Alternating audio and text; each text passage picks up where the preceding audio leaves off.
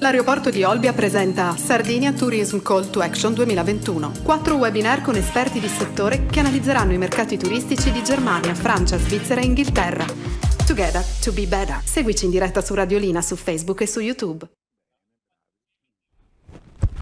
Buonasera, benvenuti al secondo webinar qui all'aeroporto Olbia Costa Smeralda. Trasmettiamo in diretta, a fianco a me vedete il professor Antonio Usai. Buon pomeriggio a tutti. Avete anche la fortuna di vedere un pezzo di Francesco Morandi che ci fa la cortesia di essere qui con noi oggi, e allargando un pochino l'inquadratura spunta immediatamente alla mia destra Gian Simone Masia per Confindustria Nord Centro Sardegna.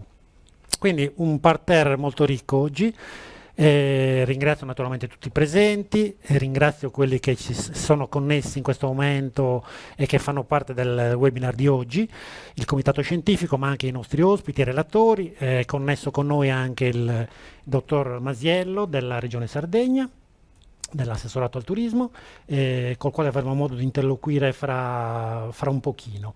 Antonio, siamo alla seconda edizione, parleremo di Francia e non solo. Questo 2021 ci sta regalando tanti spunti, perché in questa fase particolare del mercato in cui stiamo guardando l'orizzonte e cercando di traguardare i prossimi anni per la programmazione turistica, vediamo tanti spunti interessanti. I mercati internazionali quest'anno non ci hanno ancora accompagnato nello sviluppo, ma stiamo lavorando per intercettarli. La Francia è uno di questi, in passato è stata protagonista degli arrivi in Sardegna, le presenze ci hanno regalato numeri importanti e sono sicuro che anche nel prossimo futuro ancora di più, perché saremo più bravi, perché con Call to Action e con l'assessorato cerchiamo di perfezionare il prodotto, perfezionare la comunicazione, diventare una parola tanto cara agli economisti, più competitivi e contemporaneamente più attrattivi.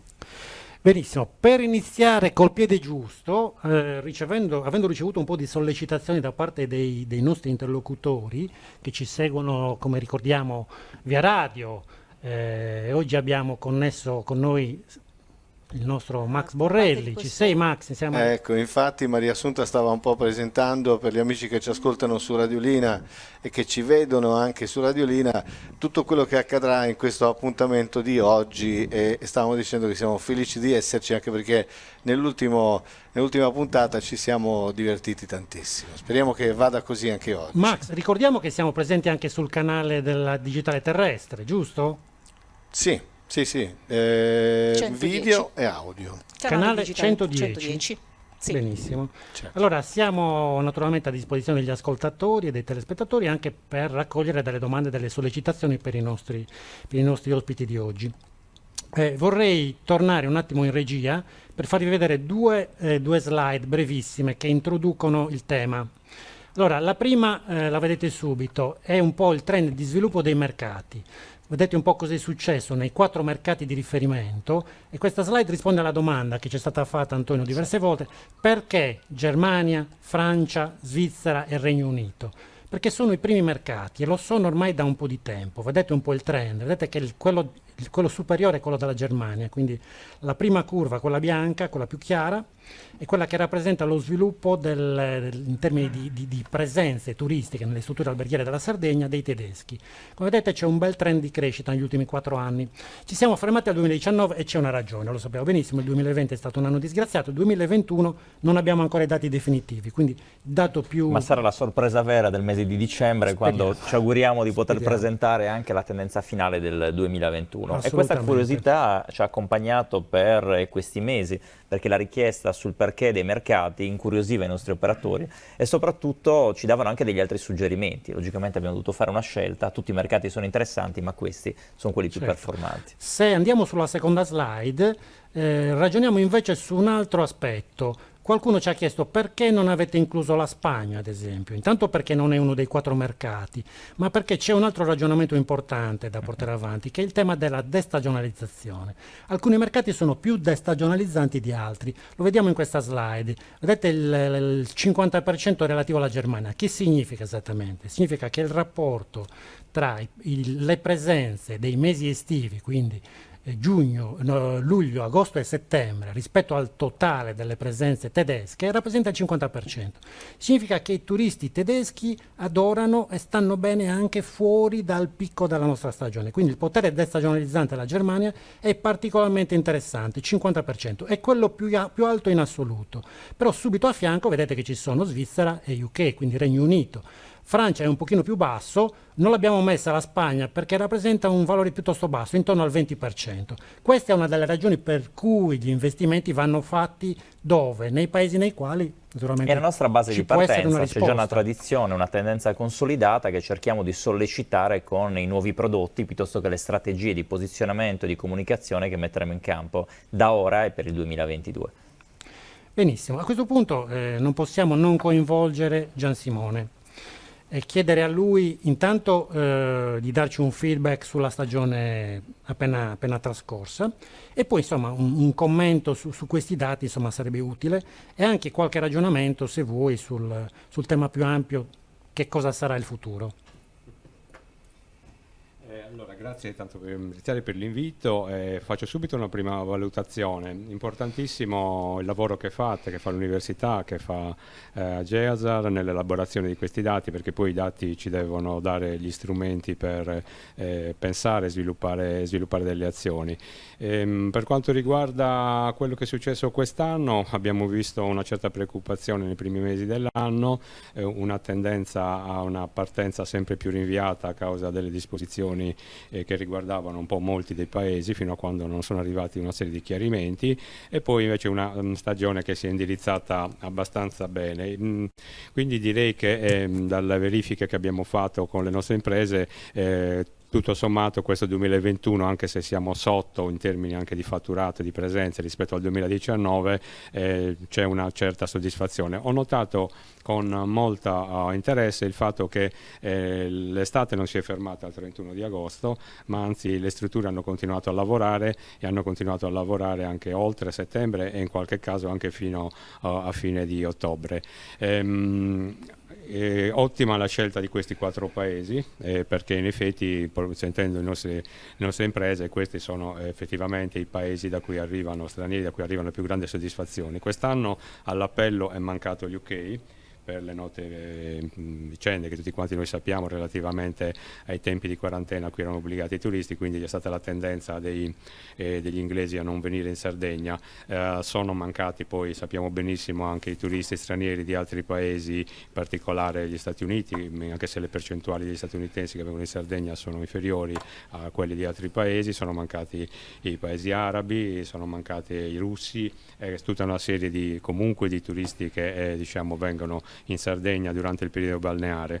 È molto interessante la slide che ha fatto vedere un attimo Faluccio, dove fa vedere la capacità e la disponibilità a venire in Sardegna dei turisti che arrivano da questi paesi in periodi non di altissima stagione ma anche di bassa stagione, e credo che questa sarà un po' la scommessa che dovremo tutti quanti noi vincere. Ormai far venire gente a luglio e in agosto in Sardegna, non dico che sia un gioco da ragazzi, ma sappiamo benissimo come anche l'aeroporto di Olbia ormai sia arrivato quasi a livelli di saturazione in questi 2 mesi. Certo, l'anno scorso è stato un anno particolare, ma già quest'anno chi ha frequentato l'aeroporto ha potuto vedere che i numeri erano importanti, come anche mi risulta che anche negli altri aeroporti della Sardegna ci sia stata una situazione di questo tipo. Quindi io credo che ora, cogliendo le informazioni che ci arrivano da GEA, dall'università, facendo un grandissimo sforzo tutti quanti insieme, noi gli operatori aeroportuali, le compagnie aeree che hanno deciso di attivare delle basi qua in Sardegna e che ora saranno ancora più presenti, lo sappiamo benissimo in futuro, cercare veramente di fare degli sforzi comuni, elaborando anche una strategia di medio-lungo periodo, capendo quali sono le motivazioni che portano in bassa stagione i turisti di questi paesi e non solo di questi. Tra l'altro mi è stato segnalato che quest'estate ci sono state delle buone performance anche da paesi dell'est europeo come la Polonia e la Cecoslovacchia, che sono venuti, diciamo, qua in Sardegna in numero maggiore rispetto al passato. E poi ecco, ricordo un'ultima cosa e poi lascio il microfono, è che quest'anno ancora comunque hanno avuto un ruolo molto molto importante i turisti italiani, che non avendo fatto una stagione invernale, non avendo avuto la possibilità di andare all'estero nei paesi tradizionali in cui spesso venivano fatti dei viaggi dagli italiani, abbiamo visto che una delle sofferenze più grandi del nostro turismo nazionale è proprio quella dei tour operator, degli agenti che hanno lavorato poco, specialmente nelle destinazioni fuori dall'Italia. Questo ha permesso comunque a molti italiani, particolarmente spendenti e alto spendenti, di venire in Sardegna, di fare le vacanze in quei mesi, diciamo, in cui abbiamo avuto quasi il tutto esaurito, se non il tutto esaurito. Grazie Don Simone. Se hai ancora tempo per stare con noi ti solleciteremo ancora su qualche aspetto.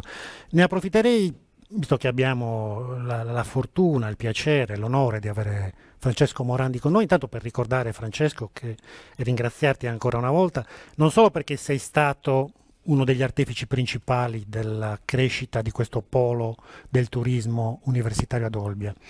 Sono passati un po' di anni, insomma, però io ricordo in maniera vivissima il tuo entusiasmo, la tua voglia di cambiare, di fare, quindi insomma davvero un grazie molto sentito da parte mia, perché è stato un momento di crescita per noi, per la comunità gallurese, credo, ma per tutta la Sardegna, insomma, la nascita di un polo turistico che poi in quel momento era l'unico, no? Era davvero l'unico baluardo di quello che potesse essere uno sviluppo turistico. Adesso è una bella realtà.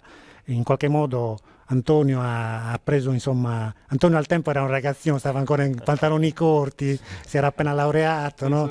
Poi avete fatto anche una bella esperienza in regione, e ti devo ringraziare una seconda volta perché il call to action nasce da un'idea che abbiamo discusso insieme, noi tre sostanzialmente. Lo abbiamo fatto quando tu eri assessore, Antonio era il tuo, diciamo, consulente primario, il tuo braccio destro in assoluto, e lì è nata l'idea di ragionare in termini di costruzione di cultura turistica. Da lì siamo partiti, insomma, non ci siamo più fermati, siamo arrivati sin qui. Quindi davvero grazie. Adesso oggi sei qui ancora in una veste ancora più interessante, perché è ancora più internazionale. Adesso dai una mano anche ad un organismo internazionale, magari ci dirai qualcosa anche di questo. Quindi volevo dirti, come vedi questa evoluzione del programma? È una cosa, insomma, che in qualche modo stiamo rispettando quello che ci eravamo detti, o c'è ancora qualcosa che possiamo mettere a posto da questo punto di vista? No, da fare c'è sempre tantissimo, quindi non sarebbe una sorpresa. Ricordo che abbiamo iniziato nel 2002, quindi l'anno prossimo compiremo 20 anni. Sembra ieri, invece è passato un sacco di tempo e abbiamo fatto tantissime cose nel passato. Se siamo qui oggi probabilmente non è un caso, perché in realtà l'iniziativa nasce da lontano e nasce anche, visto che c'è Gian Simone Masia, lo posso anche dire apertamente, da un'iniziativa che prese Confindustria molti anni fa, che decise di polarizzare intorno all'aeroporto di Olbia un gruppo di lavoro che comprendeva l'università, il sistema delle imprese, il mondo dei trasporti, perché si era arrivati a capire finalmente in Sardegna, dopo tanto tempo, con grandi difficoltà, che l'unico modo per poter competere sui mercati internazionali ed essere attrattivi rispetto a un turismo che richiede delle competenze sempre più strutturate era quello di organizzare un sistema di offerta, e l'aeroporto è sempre stato uno dei poli fondamentali del sistema di offerta. Quando abbiamo un po' ragionato su dove creare delle diciamo, organizzazioni di gestione della destinazione, per la Sardegna tutto sommato la dinamica è stata anche abbastanza semplice, cioè ci sono 3 porte di accesso che sono i 3 aeroporti, 3 porte di accesso che sono i porti principali. Non è complicatissimo pensare delle DMO territoriali. Purtroppo se ne è parlato a lungo, sono stati fatti molti sforzi, si era partiti bene, poi si è rallentato, poi si è ricominciato. Insomma, siamo però secondo me a un momento di svolta. Questa iniziativa ha la grande forza di richiamare l'attenzione di tutti sul fatto che occorre davvero creare un sistema di gestione della destinazione che per noi fortunatamente, essendo una regione insulare, per una volta fortunatamente non può che partire dalle infrastrutture fondamentali. Porti e aeroporti, fortunatamente diciamo in maniera ancora più accentuata, perché i porti e aeroporti sono tra loro molto vicini, aeroporto e porto di Olbia, aeroporto di Alghero e porto di Porto Torres, aeroporto di Cagliari e porto di Cagliari. Quindi diciamo, il sistema potrebbe davvero funzionare in maniera molto più strutturata e molto più efficiente se si riuscisse a dare corpo e dare struttura e forse dare anche solidità a questa prospettiva. Lo scenario internazionale è quello che un po' tutti conoscete. Io sto facendo un po' di attività per diciamo, di consulenza per il WTO, l'Agenzia delle Nazioni Unite che si occupa di turismo, UNWTO. La prospettiva internazionale è quella di una grande attesa e quella di un grande sforzo di ripresa. Alcuni paesi nel mondo sono più dinamici, alcuni dei nostri competitor mostrano di essere molto più dinamici. Uno l'avete appena citato, la Spagna, che di fronte alle difficoltà del momento sta reagendo con un'energia che sinceramente era difficile aspettarsi. Altri sono più in difficoltà, forse anche più di noi. Uno di questi paesi probabilmente la Francia, poi avremo qualche indicazione da Enit France che ci dirà esattamente com'è la situazione del paese, quali sono le tendenze e le aspettative dei turisti. Quello su cui tutti puntano a livello internazionale sono 3 cose fondamentalmente, così la facciamo breve. Una cosa è innovazione, perché il momento ha costretto tutti a ripensare il modo di stare sul mercato e di proporre prodotti turistici. Il secondo tema è digitalizzazione, ne siamo tutti vittime. Credo che non sarà abbastanza e non sarà più che un trend, ma sarà, diciamo, una commodity, come si direbbe in termini alberghieri. È una delle facility con cui ci dobbiamo confrontare. E il terzo tema è tentare di approfittare del recovery per fare una serie di scelte ambiziose. Quindi il terzo tema è programmazione. Alcuni paesi hanno già iniziato a riprogrammare con grande decisione, altri paesi, forse anche il nostro, è ancora un po' più incerto e sta muovendo i primi passi, però siamo tutti consapevoli, o sono tutti consapevoli, i grandi competitor internazionali, che senza programmazione difficilmente si riuscirà a recuperare e tornare presto ai livelli pre-Covid e per alcuni anzi a livelli molto più significativi e ambiziosi del pre-Covid. Molto bene, rivedremo fra un pochino Francesco Morandi quando parleremo con l'Enit, quindi parleremo del mercato Francia con Enit Francia. E a questo punto darei la linea immediatamente ad un altro luminare, il professor Jarak, David Jarak, consulente internazionale, consulente di Atri, fondatore di 18 febbraio, docente Bocconi. Insomma, David, dovrei elencare un po' di titoli, avrei bisogno di un altro webinar per raccontare un po' chi sei. Un unico difetto, posso dirlo? Posso svelarlo? Un pregio, Con cautela. un pregio. Vabbè, Un pregio. è interista, quindi ragazzi mi dispiace, purtroppo soffriamo per te, però insomma diciamo lasciamo da parte i dispiaceri e parliamo di cose piacevoli. Sei un analista di grande spessore, sei stato anche consulente di GEASA nel passato, ci hai dato una grandissima mano. Io ricordo sempre che quando ero in Meridiana, insomma un bel po' di anni fa, le tue slide del corso in marketing aeroportuale erano quelle che venivano trafugate in forma di fotocopia, insomma quando ancora non c'erano gli EPUB, non c'erano i PDF, giocavamo ancora con le fotocopie, quindi si parlava di David Jarak già da molto tempo come grande consulente di trasporto aereo, di marketing. Oggi ti chiediamo un bel focus sulla Francia. A te la parola. Grazie Lucio, grazie per avermi invitato, è un piacere essere con voi, un saluto a tutti e un saluto ai nostri ascoltatori. Dunque, il compito che mi è stato assegnato quest'oggi fa proprio riferimento, spero che riusciamo, eccolo qua, dovreste vedere, fa proprio riferimento all'analisi del mercato francese e quindi come il mercato francese si rivolge a livello turistico verso il bacino del Mediterraneo. Sostanzialmente questi sono i punti che andrò a toccare, quindi che caratteristiche ha il turista francese, dove va il turista francese, e vedete che in primo luogo il turista francese sta all'interno dei suoi confini, a differenza di altri mercati che sentivo menzionati in precedenza, qual è il rapporto tra turismo francese e Sardegna. Già Lucio prima bene evidenziava che la Francia è il secondo paese dopo la Germania per quanto riguarda il turismo incoming in Sardegna, e poi vediamo qualcosa di strategie di marketing a confronto. Nell'era di pandemia sentivo menzionare la Spagna, certamente vedremo anche magari che cosa è successo in Grecia e in Turchia. Bene, allora, che caratteristiche ha il turista francese? Beh, prima di tutto, come vedete, è generalmente un turista di età matura, è digitale, sentivo bene prima parlare di digitale, viaggia per piacere e per seguire anche eventi sportivi e culturali, è attento all'arredamento e al design, preferisce soggiornare negli hotel appartamenti ed è un turista che ancora tende ad avere un picco naturale di movimentazione in estate, come ben ricordavate prima. Certamente è ben noto a tutti la difficoltà di comprensione e di adozione della lingua inglese in Francia, quindi certamente servono materiali nella lingua francese. E certamente è un'amata anche della enogastronomia. In senso lato vedete che c'è una netta predilezione a livello di percentuale per viaggi mediamente lunghi. Ecco, questo vi fa vedere in questa infografica quali sono i mesi in cui generalmente il turista francese per piacere sprigiona la sua scelta, che è tipicamente il picco estivo, però faccio vedere anche, certamente forse non per il bacino del Mediterraneo, ma forse penso per esempio alle isole caraibiche, anche i mesi di gennaio e febbraio.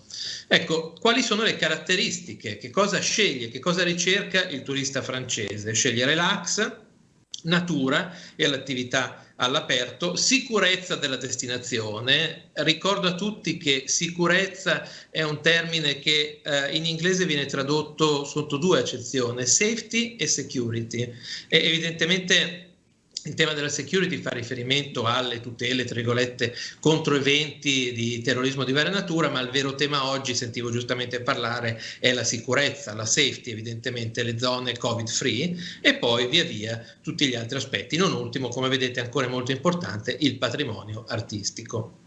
Ecco, qui vedete in maniera molto esplicita, sentivo prima non abbiamo dati sul 2021, mi permetto di proiettarveli io allora già un pochettino in anticipo, come sono andate le scelte dei turisti francesi per quello che riguarda le loro vacanze estive. Ecco, come vedete è un turista che per, diciamo, la maggioranza dei casi tende a rimanere all'interno dei suoi confini nazionali, addirittura in certi casi all'interno della sua regione e in maniera complementare, per non dire secondaria, tende a viaggiare in un paese europeo, prima di tutto confinante con la Francia, e questo naturalmente fa gioco a noi, ma fa gioco anche alla Spagna, come vedrete, e poi via via in un paese più lontano. C'è qualcuno anche, ma come vedete è una percentuale minore, che tende a viaggiare al di fuori dell'Europa, come dicevo prima, probabilmente nei mesi invernali. Ecco, qui noi abbiamo cercato, come 18 febbraio, di fare un pochettino di snapshot, di vedere quali erano le destinazioni più ricercate per quanto riguardava i turisti francesi. Vedete il periodo di indagine, 1 marzo, 1 giugno 2021. Al primo posto Dubai, al secondo Barcellona, al terzo Marrakech, al quarto Ibiza. Allora la provocazione è evidente, ma vedrete che poi vado a ulteriormente declinare quanto sto dicendo. 2 su 4 sono destinazioni spagnole e quindi in prima istanza si potrebbe pensare, e vedrete con la sola eccezione di quest'anno, che la Spagna sia il primo mercato in cui i francesi tendono a ricercare la loro offerta turistica di riferimento.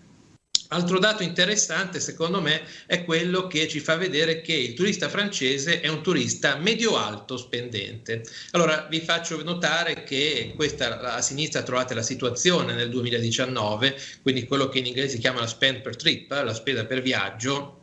Naturalmente in prima posizione ci sono i cinesi, i canadesi, statunitensi, ricordo a tutti anche perché qui incide pro quota maggiormente la spesa del trasporto aereo. Vedete che però la Francia è al quinto posto ed è sopra la media di questi top 10 countries. Guardate che cosa succede nel 2023, pur consolidandosi sostanzialmente ancora di più il valore di spesa per viaggio per quello che riguarda Cina, Canada e Stati Uniti. Bene, non c'è dubbio che la Francia comunque scavalchi la Svizzera per quanto riguarda la spesa per viaggio. Lievemente sotto la media, lievemente in correzione, l'eredità del Covid probabilmente sì, in questo senso molto visibile. Ecco, un altro dato interessante che noi analizziamo è quello di vedere quanto valgono i volumi in ottica di milioni di viaggi, e poi lo vediamo in valore, il fatturato per quello che riguarda i cosiddetti outbound trips, quindi i viaggi che i francesi fanno al di fuori dei propri confini. E come vedete, ancora una volta la buona notizia, certamente se il 2021 sentivo chiude ancora, seppur in ripresa, sotto il 2019, come vedete ancora una volta abbiamo una ripresa che ci porterà certamente nel 2025 per quanto riguarda il turismo francese perlomeno a eguagliare la situazione del 2019. Ecco, questo potrebbe essere il dato un pochettino meno piacevole, che dice che ancora una volta la ripresa, sentivo parlare anche di questo prima, è una ripresa ancora sostanzialmente lenta, non così rapida. Per quanto riguarda il valore, come vedete c'è stato un crollo sostanziale, lo sappiamo, per quello che riguarda il 2020, quest'anno c'è una ripresa che cresce, e anche in questo caso in realtà nel 2026 non avremo ancora recuperato sostanzialmente la spesa ante-Covid, confermato dal dato che vi dicevo prima, che nel 2023 la spesa per viaggio del turista francese sarebbe stata inferiore rispetto a quella del 2019. Ecco, come raggiunge per le sue destinazioni tipicamente all'estero? Come vedete c'è in maniera dominante la componente del trasporto aereo, segue la componente terrestre, quindi gli spostamenti di prossimità in auto, c'è una componente minore per quello che riguarda la rotaia, ancora una volta per i mercati di prossimità, e poi in maniera molto molto marginale la componente via acqua. Ecco, ancora una volta altro dato è come pianifica il suo viaggio il nostro turista francese. Allora, vedete che per quanto riguarda, questi sono dati tra l'altro molto freschi, che noi collezioniamo in realtà quasi real time. Per quanto riguarda il 2021 noi abbiamo una situazione per cui, per quanto riguarda i viaggi intermediati, c'è stato, vedete, un 76% di prenotazioni effettuate online. Per quanto riguarda la prenotazione del lodging, quindi sostanzialmente il lodging diretto, è ancora un 44%, mentre tende a essere ancora in maniera, diciamo, maggioritaria la componente del lodging intermediato. Dove va il turista francese? Guardate che cosa è successo sostanzialmente nel 2021. È stato un anno sostanzialmente di svolta, perché la Spagna è rintracciata alle spalle dell'Italia. Quindi per quanto riguarda i turisti francesi, l'Italia è stata la prima destinazione nel 2021. Dato assolutamente positivo, siamo stati bravi a intercettare, abbiamo vissuto delle lenti di posizione, ancora una volta riflessioni su cui poi torno fra qualche minuto. Ecco, questi sono le top 10 mete estere francesi nel Mediterraneo nel 2021. Come vedete, Italia, Spagna.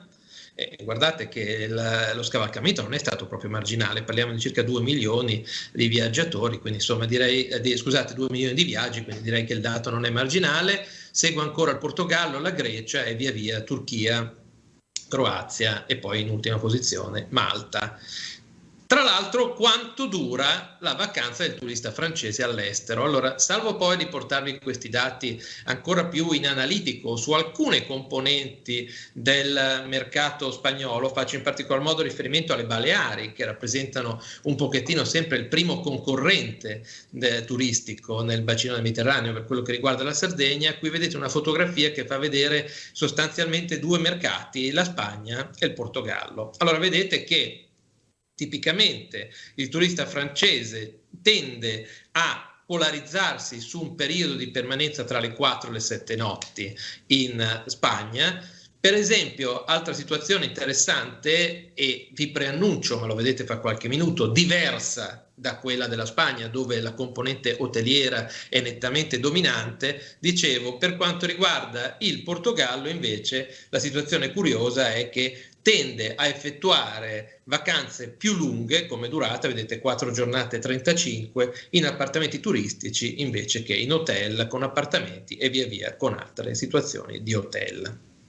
Ecco, guardate quello che dicevo in precedenza. Il 2021 è stato un anno fantastico, potremmo dire, se si può utilizzare questa affermazione, per l'Italia nel confronto con la Spagna. Purtroppo la situazione tende a mutare per gli anni a venire, dove vedete che la Spagna è pronosticata di nuovo prendere il sopravvento rispetto all'Italia. Lo vedete, un sopravvento che diventa evidentemente molto significativo negli anni a venire, in cui veramente cominciano a essere i milioni a differenziare Spagna e Italia.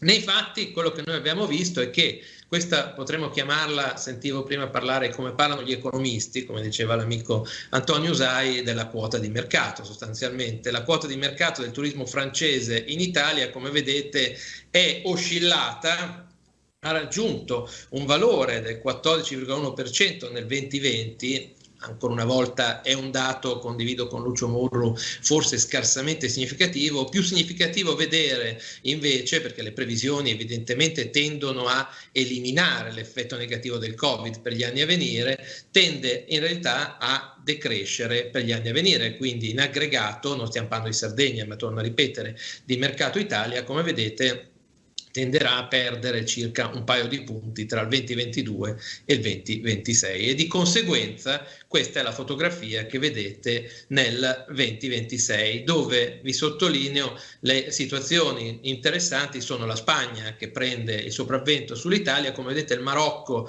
in grande crescita che scavalca il Portogallo e poi via via alcune posizioni nuove. Forse vi ricorderete che nella chart precedente per esempio c'era Malta che scompare in realtà da questo ranking per quello che riguarda il 2026. Di conseguenza, ancora una volta, a livello di quote di mercato, un'altra infografica, come vedete, chi tende a crescere, già lo dicevo, in maniera importante è il Marocco, addirittura 6 punti percentuali che vengono guadagnati tra il 2021 e il 2026, allora forse sarebbe utile, non lo abbiamo in questa situazione effettuato, ma sarebbe utile come ragionamento andare a studiare anche il benchmark Marocco, che chiaramente in prima istanza per motivi culturali forse è familiare ai francesi. Vedete la Spagna che consolida lievemente, l'Italia che tende un pochettino a rintracciare e via via gli altri mercati di riferimento. Come va il turismo francese in Sardegna? Lo dicevo, è il secondo mercato incoming per quello che riguarda la Sardegna dopo la Germania.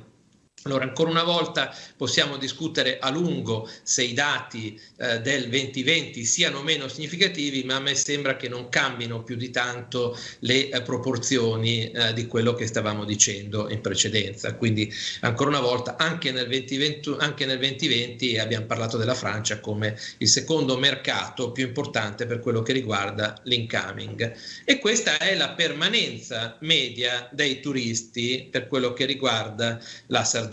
Parliamo sempre dei turisti francesi. Ecco, come vedete, il turista francese tende in ogni caso a soggiornare meno rispetto ad altre nazionalità. Guardiamo la Germania, guardiamo certamente il Regno Unito, ma qua ci sono motivi anche di trasferimento in realtà e di distanza. Mi verrebbe da dire però anche i Paesi Bassi in realtà tendono a soggiornare di più, per non dire la Svizzera e il Liechtenstein. Quindi è un turista che sostanzialmente sicuramente a volume rappresenta il secondo mercato incoming, ma certamente ancora una permanenza media in Sardegna inferiore ad altre nazionalità, che si distribuisce nei fatti con una netta dominanza verso la parte nord della Sardegna, come vedete in particolar modo tende a confluire nella provincia di Sassari e tutte le località turistiche, poi in via complementare le altre regioni, per cui abbiamo nel 2020 turisti francesi che erano per il 55,9% nella provincia di Sassari, nel 14,58 per quella di Nuoro, per quanto riguarda sul Sardegna 11,68, Cagliari, provincia di Cagliari 10,20 e poi Oristano 7,60%.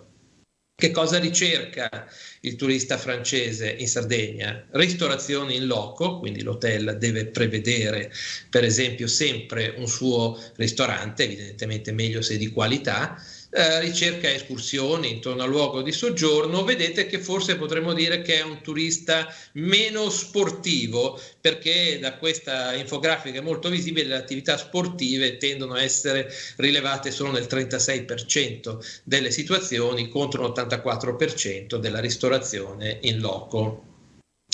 Come paga, tra l'altro, questa è una curiosità legata anche al nostro ruolo, diciamo, di advisor per un noto gruppo mondiale di pagamenti. Allora, evidentemente tende a pagare in maniera dominante con la carta di debito. Come vedete la carta di credito tende a essere relativamente poco utilizzata, c'è ancora una abbastanza alta soglia per quello che riguarda i contanti, situazione che se andassimo a vedere altri mercati comparabili sarebbe, vi assicuro, un pochettino differente rispetto a quella che vi ho appena presentato. Un ultimo flash su quelle che sono le strategie a confronto, abbiamo detto, provato a ragionare nell'epoca pandemica. Ecco, che cosa ricerca il turista per quanto riguarda, diciamo, il new normal post-pandemico? Guardate un pochettino la pulizia dell'alloggio, rispetto delle regole di distanziamento sociale, misure sanitarie, evidentemente una riduzione del tasso di circolazione del virus nel luogo di vacanza. Questo ci fa ragionare evidentemente su alcune anche strategie di marketing che i territori devono mettere in campo per attrarre i turisti, valorizzando magari proprio queste situazioni differenziali rispetto ad altri mercati. Qui vedete tra l'altro come il nostro turista nel new normal reagisca molto rapidamente agli effetti annunci, quindi a aperture / riaperture dei mercati. La Grecia, la Spagna, i turisti, le curve si impennano a livello evidentemente in questo caso di biglietti aerei che vengono venduti. Le curve crescono perché evidentemente minori restrizioni, maggiore percezione diremmo prima di sicurezza e quindi maggiore relax in un viaggio che deve tornare a essere un'esperienza massimamente piacevole.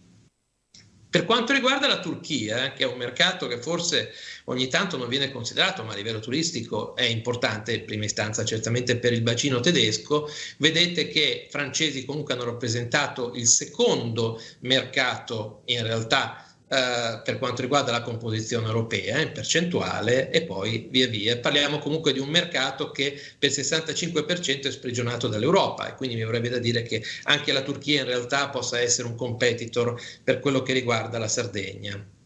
Se poi compariamo Turchia e Spagna, guardate ancora come gli shakes a livello, quindi i movimenti a livello di biglietti aerei indicizzati sono stati assolutamente rilevanti e influenzati dagli effetti annunci. Oppure il caso della Grecia, in questo caso i biglietti lo vediamo nella nostra curva blu, consolidata, come vedete, un fortissimo annuncio di riapertura abbinato a un fortissimo livello di prenotazioni. E mi verrebbe da dire allora che questo sia un dato importante da sottolineare. Rispetto al 2019, l'85% dei turisti internazionali che erano andati in Grecia ci sono tornati nel 2021. Allora, questo in marketing si chiamerebbe tasso di mantenimento della clientela fedele, però questo è un dato piuttosto importante. Guardate chi è in questo caso il fanalino di coda. Tutte le volte che un tasso di ritenzione della clientela fedele è basso, vuol dire che io devo sempre investire nuove risorse per attrarre nuovo turismo, certamente magari dall'est Europa, polacchi e cechi, però evidentemente non siamo riusciti a fidelizzare completamente i clienti. Questi sono dei ragionamenti di marketing turistico realmente significativi, che naturalmente prescindono anche il solo caso della Francia. Flash finale sulle Baleari. Come vedete, le Baleari rappresentano circa un quinto del numero dei turisti che sono in realtà hanno viaggiato e sono confluiti ad agosto per quello che riguarda il sistema Spagna. Nelle Baleari tra l'altro si intercetta, vedete, un cliente maggiormente spendente rispetto al resto della Francia, circa 100 euro di media in più rispetto al resto della Francia. È un cliente che permane in realtà circa 5 giorni e mezzo a seconda delle situazioni, e che in maniera dominante tende a confluire per quello che riguarda gli hotel. E ancora, se andassimo a vedere più il dato proprio su Ibiza, location per definizione best competitor se vogliamo della Sardegna, ad agosto 2021 come vedete coefficiente di occupazione delle stanze 72% in senso lato del totale dei posti, quindi campeggi, appartamenti così 71%, con un numero medio di notti trascorse in hotel per turista di 4,99 giornate. Ecco, questi erano un pochettino gli stimoli che volevo trasmettervi. Io naturalmente vi ringrazio per la vostra attenzione. la mail della mia segreteria, presidenza@18febbraio.it, è sempre aperta a raccogliere provocazioni, suggerimenti e stimoli da ognuno di voi. Grazie mille per la vostra Grazie attenzione. professore, grazie, è stato gentilissimo e molto molto interessante. Mi segnalano dalla nostra finestra radio che il tuo intervento ha sollecitato molte domande. Chiedo a Maria Assunta di sintetizzarne una. Sì, allora tra le varie richieste di informazioni da parte degli operatori ci sono, riassunto, 3 azioni che la Sardegna dovrebbe porre in essere per catturare più turisti francesi, maggiori turisti francesi. Ottima domanda, risponderò come mio stile. Un secondo, io non sento l'audio. Non so se... Mi sentite? Sentiamo? Adesso sì. Sì. Ok, forse c'è stato un problema di connessione. Dicevo, come mio stile estremamente sintetico, diretto al punto: sicurezza, cultura e enogastronomia. Sicurezza, valorizzare la percezione Covid free. Leggevo questa mattina il commissario Figliuolo ha dato il dato 86% di immunizzati in Italia, in Germania sono 66%, siamo primi in Europa, valorizziamolo a livello turistico. La cultura, abbiamo visto che i francesi cercano cultura, e sicuramente l'enogastronomia, che valorizza tra l'altro ancora una volta la loro componente di amanti, diciamo, del buon vino, della buona cucina e anche alto spendenti. Perfetto. Un'altra domanda che invece arriva dalla rete è relativa alla destagionalizzazione, un tema che noi costantemente andiamo a toccare. Tu sei un grandissimo esperto di trasporto aereo. Come vedi questo parametro che non si riesce a modificare all'interno della Sardegna?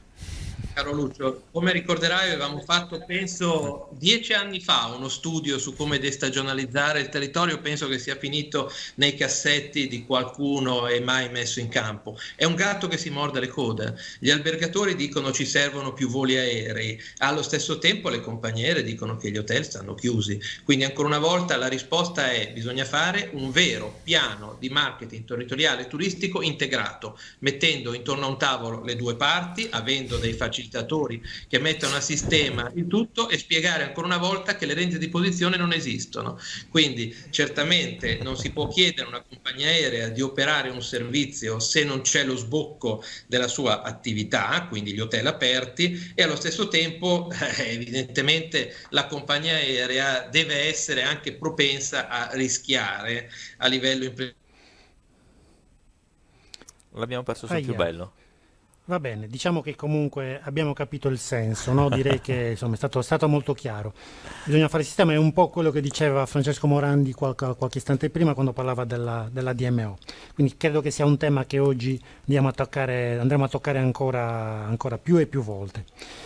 Antonio, ringraziamo magari, anche se non ci sente più, il professor Jarak, lo ringrazierò personalmente magari più tardi. Sempre interessante sentire gli interventi di Davide, stimolanti, ci danno una prospettiva e poi introducono anche quello che è il tema che tratteremo Gianfranco Fancello ed io nella nostra finestra sui dati. Ricordiamo con piacere che questo momento, che ormai abbiamo l'onore di seguire, di approfondire da diversi anni, ha l'obiettivo di trasmettere la cultura del dato, un po' quello che diceva chi ci ha preceduto. Il dato è importante, ci dà una base, ci ha ricordato anche Gian Simone Masia, non possiamo prescindere dal dato, dobbiamo imparare a conoscerlo e ad analizzarlo anche in autonomia. E allora le curiosità che riusciamo a soddisfare Gianfranco ed io vanno in questa direzione. Partiamo dal dato, dalla fonte del dato.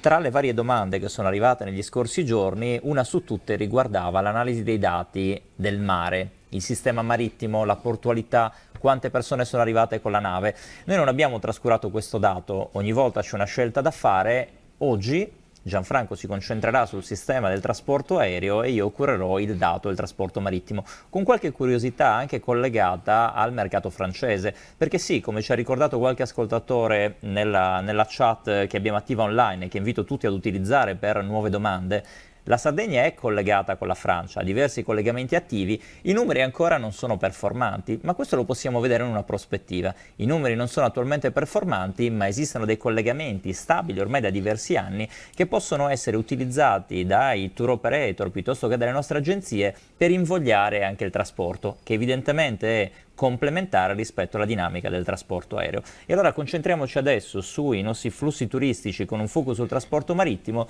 iniziando proprio dai porti. E nei porti ricordiamo che abbiamo un'unica autorità, quel sistema che veniva citato in precedenza si è realizzato non ancora a livello aeroportuale ma sicuramente a livello portuale. L'autorità portuale del Mare di Sardegna ci consente di avere una visione complessiva, definita di tutto ciò che si muove per mare, dei turisti che arrivano. Evidentemente i movimenti che noi analizziamo tengono conto anche della componente locale, ma altrettanto quella componente locale da monitorare perché ci dà anche dimensione su tutto ciò che si sposta anche in termini di merci. Vediamo subito cosa è successo rispetto al 2019. Nel 2019 noi abbiamo avuto uno dei picchi storici rispetto ai dati dei turisti che sono arrivati per mare. E allora il nostro benchmark, posto che il 2020 è stato l'anno che tutti noi vogliamo dimenticare, il nostro benchmark rimane quel momento, il 2019. Vediamo cosa è successo rispetto al 2021. I dati che analizzeremo riguarderanno i movimenti del 2021 tra il 1° di gennaio e la terza settimana di settembre. Siamo anche andati un po' avanti, lo vedremo nelle prossime puntate, siamo riusciti ad analizzare ad oggi i dati fino al 15 di ottobre, ma in prospettiva cerchiamo di avere, grazie alla collaborazione con l'autorità portuale, dei dati sempre aggiornati che ad ogni appuntamento ci proiettano sulla realtà di quanto è accaduto e quindi ci consentono di fare delle analisi molto puntuali. Vediamo subito che cosa abbiamo perso rispetto al 2019 sul 2021. Sono percentuali elevate, ma se andiamo a ricordare quello che è successo nel trasporto aereo, sappiamo bene che il trasporto del mare è rimasto più o meno più vicino ai dati di partenza. Nel 2019 in totale i movimenti hanno avuto il 2021 rispetto al 2019 i movimenti hanno avuto una contrazione generale su tutti gli scali della Sardegna del 26,7%. Andando invece ad avere un focus sui principali porti, nel porto di Olbia abbiamo avuto una contrazione del 19,7%, su quello di Golfaranci del 36,4%, più marcata la contrazione sul porto di Cagliari. Ora vediamo, siamo sempre in campo negativo, però vedere che il dato non è un profondo rosso come quello che abbiamo analizzato in altri contesti ci aiuta anche ad avere una prospettiva un po' più incoraggiante. Se lo vediamo graficamente, per quanti sono collegati sul web piuttosto che alla TV, immediatamente vediamo questa curva che scende pesantemente nel 2020 con contrazioni molto importanti e che si risolleva nel corso del 2021. Ecco, l'altro dato interessante è quello che compara il 2021 col 2020 con una risalita sul sistema generale dei porti del 28,5%, una risalita del porto di Olbia del 29,8%, del porto di Golfaranci del 13,3%, del porto di Cagliari del 22,2%. E quindi anche qua vediamo che la movimentazione è positiva tra il 2021 rispetto al 2020, segnale importante che ha contribuito ad un andamento della Sardegna, l'abbiamo detto la scorsa volta, non pienamente positivo rispetto al 2019, ma sicuramente al di là delle aspettative. Se andiamo a vedere poi il focus sui singoli porti, perché è qua che nasce la curiosità anche sul movimento dei turisti francesi. La domanda c'è, è arrivata anche adesso sulla chat una richiesta sulla Corsica, saremo bravi anche ad analizzare la dinamica con la Corsica in modo più puntuale, soprattutto il collegamento rispetto alla Sardegna. In generale noi vediamo che i porti francesi collegati con la Sardegna sulle movimentazioni di Porto Torres piuttosto che di Olbia riguardano il porto di Ajaccio, il porto di Bastia, il porto di Nizza e Porto Vecchio. I numeri sono ancora bassi, lo vedete nella nostra tabella riepilogativa. Ora, nella tabella vedete già delle percentuali molto elevate, è evidente che il Livorno la fa da padrona per i collegamenti, sia in numero di frequenze che di passeggeri trasportati, parliamo di 1.220.952 passeggeri, sono il 41 e 49% di tutti i movimenti che riguardano la portualità in Sardegna. A seguire Civitavecchia, Genova e Civitavecchia. Se andate a vedere gli internazionali, Ajaccio ha una movimentazione di 1.239 passeggeri, lo 0,04%. Numeri contenuti, siamo sicuri, però continuo a dire è un segnale E un invito a tutti ad utilizzare anche questo canale per incentivare un incoming, che è un incoming che ci può dare grande soddisfazione anche pensando ad un allungamento. Prima Davide ci ricordava che il turista francese è un turista da short break, cerca di limitare le giornate di presenza. Evidentemente una proposta, un itinerario che possa considerare più giornate potrebbe andare incontro ad una certa fetta del mercato francese che magari potrebbe approfittare proprio della nave, da alcuni dei porti strategici dello Stato per arrivare in Sardegna. Se andiamo a vedere le altre percentuali sono altrettanto piccole, perché Nizza con 5.827 passeggeri trasportati ci porta allo 0,20, quindi un po' più alto rispetto ad Ajaccio. Bastia è un numero molto molto basso, e poi abbiamo Porto Vecchio che è uno 0,01%. Quindi se dovessi richiamare anche le parole di Confindustria prima, noi dobbiamo vivere di prospettive di opportunità. Dentro questa opportunità questi collegamenti possono rappresentare una buona base per il futuro. Un focus per poi dare la parola a Gianfranco, che si concentrerà sul sistema degli aeroporti, riguarda il porto di Olbia. Porto di Olbia è primo per movimentazione di passeggeri nel sistema portuale della Sardegna. Se andiamo a vedere che cosa è stato trasportato e per quale destinazione, Civitavecchia è la prima tratta con 555.000 passeggeri, pari al 30,23 dell'intero trasportato sul porto di Olbia. A seguire Genova con quasi 330.000 passeggeri.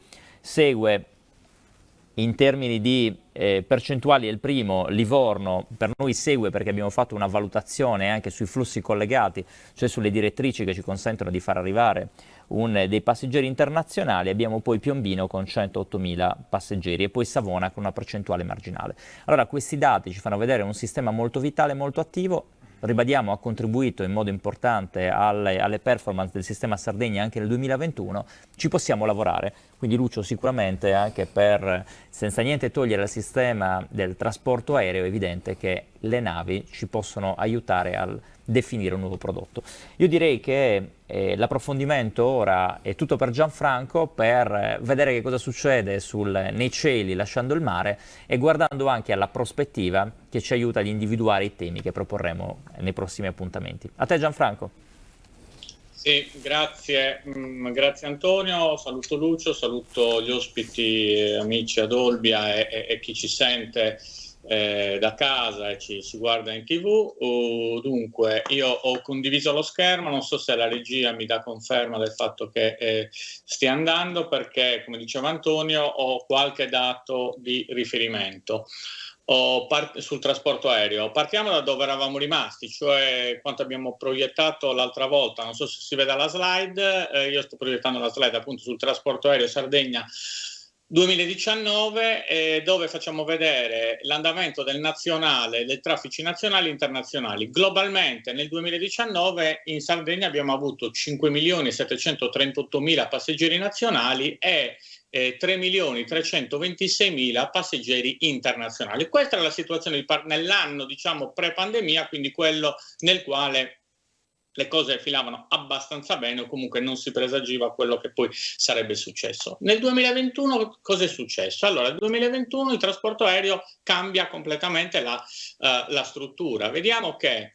mesi gennaio-settembre, quindi i primi 9 mesi dell'anno, i traffici dei passeggeri nazionali sono 3.379.000, meno 26% rispetto allo stesso periodo del 2019, mentre i passeggeri internazionali sono al 30 settembre 1.062.000 circa, cioè meno 63% rispetto allo stesso periodo del 2019, cioè manca una quota, come abbiamo già avuto modo di vedere qui, adesso di parlare, qui lo vediamo in maniera esplicita, in maniera rilevante tutta la quota degli internazionali, mentre sui nazionali si è perso soprattutto nei primi mesi dell'anno, relativamente proprio ai mesi che vanno da gennaio ad aprile. Vediamo cosa è successo nei singoli aeroporti, perché gli aeroporti si sono comportati in maniera differente. Guardiamo solo il 2021 naturalmente e vediamo che i primi 9 mesi Alghero ha un totale al 2021 di 657.000 passeggeri circa, con una diminuzione del meno 42% rispetto allo stesso periodo del 2019, che corrisponde a un meno 34 sui nazionali e a un meno 58 sugli internazionali. Cagliari si invece propone con un valore leggermente più basso, nel senso che ha più alto in termini assoluti, cioè circa quasi 2 milioni di passeggeri, 1.982.000 passeggeri, ma perde globalmente rispetto allo stesso periodo del 2019 oltre la metà, meno il 58% complessivamente. Guardate i mesi che vanno da gennaio a maggio come sono. Parliamo cioè di un meno 51 sul nazionale e un meno 74 sugli internazionali. Invece l'aeroporto di Olbia è quello che globalmente si comporta meglio. Ha un numero di passeggeri quasi vicino ai 2 milioni, cioè 1.844.000 passeggeri. Dimenticavo di dire la fonte di questi dati è Asso Aeroporti, con un meno 37% globale sullo stesso periodo del 2019.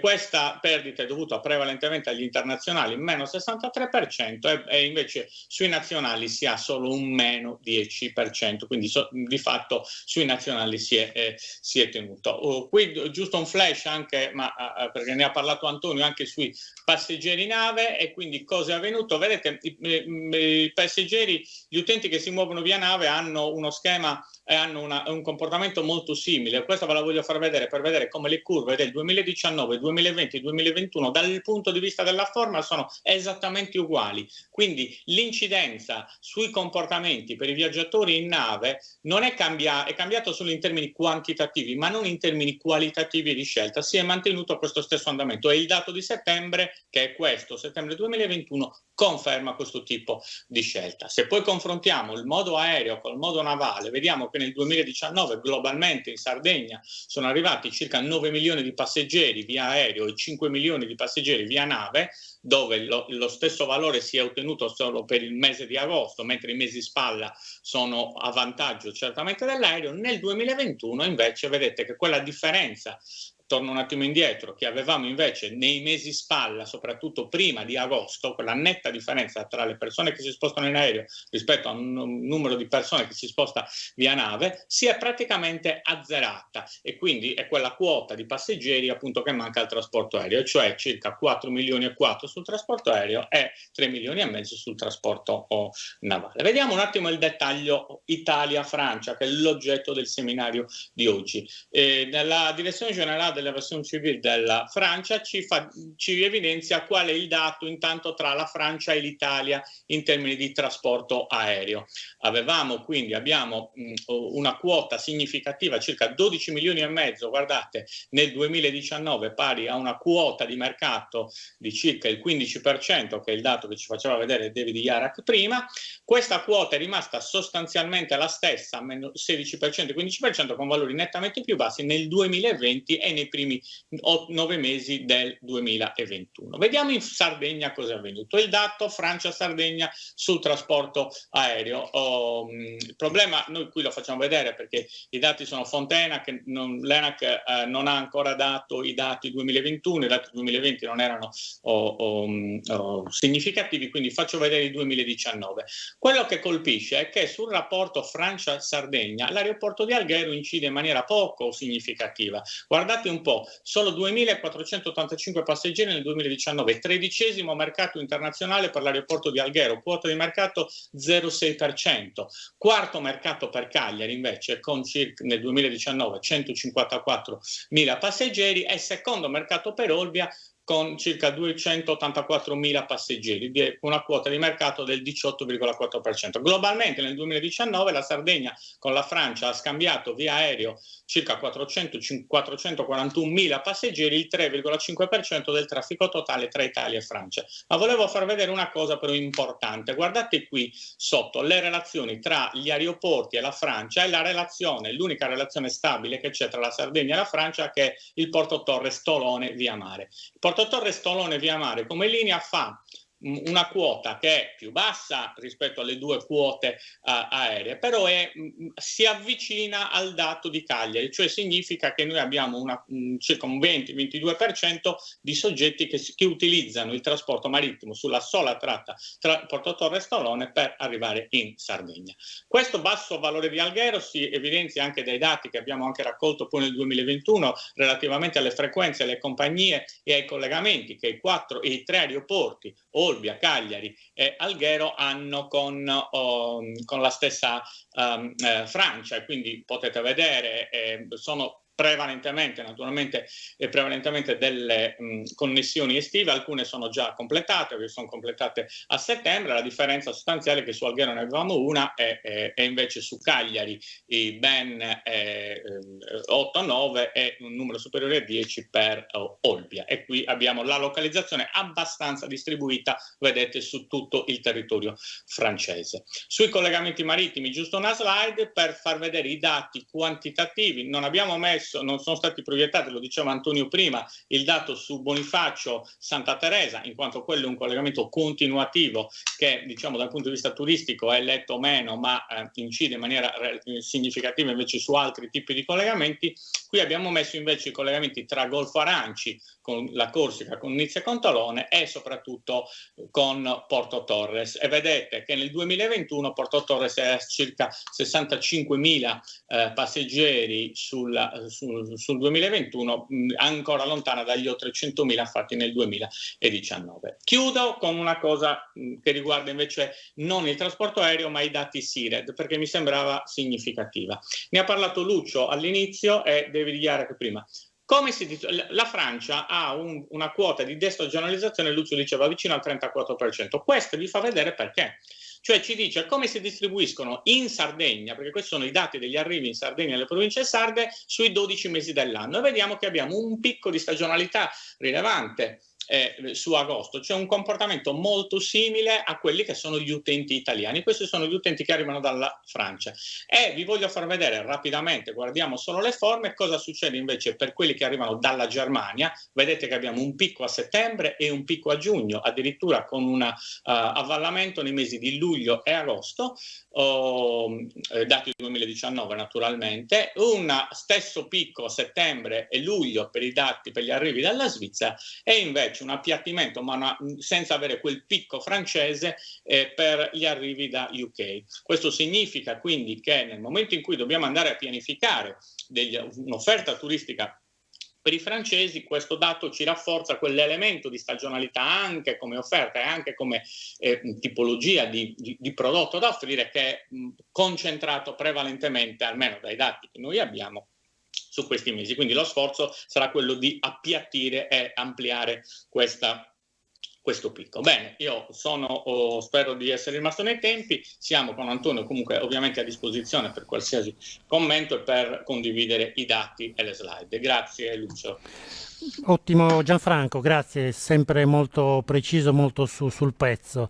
Come si è allargata l'inquadratura, improvvisamente ho trovato un Antonio Usai un po' diverso, ma forse non è lui. Chi abbiamo? Un Antonio Usai con meno capelli.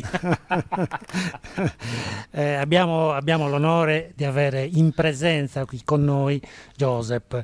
Io scherzo con lui, insomma ormai è da un po' che facciamo di queste cose e lo sfruttiamo, lo stiamo spremendo come un limone. Credo che stia dando un grandissimo contributo a quella che noi chiamiamo costruzione di un ragionamento, di una cultura turistica ampia, stratificata, profonda, e quindi lo ringrazio ancora una volta per essere qui con noi e per darci il suo supporto costante.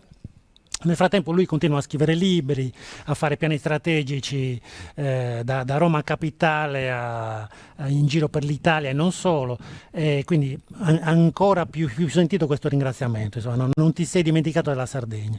So che sei stato impegnato anche in altre iniziative all'interno dei territori, quindi mi fa molto piacere che il call to action sia anche l'esempio per raccontare una Sardegna che può crescere, che può trasformarsi. Nel frattempo arrivano una serie di domande che concentrerei alla fine del tuo intervento, quindi ti do subito la linea sul tua visione del mercato Francia. Bene, innanzitutto grazie Lucio, devo dirti che avrei potuto arrivare a ritornare in Sardegna da un altro aeroporto, ma ho deciso di farlo tramite Olbia perché così hai 2 clienti in più e le statistiche di Gianfranco avrai sicuramente 2 passeggeri in più per il tuo aeroporto.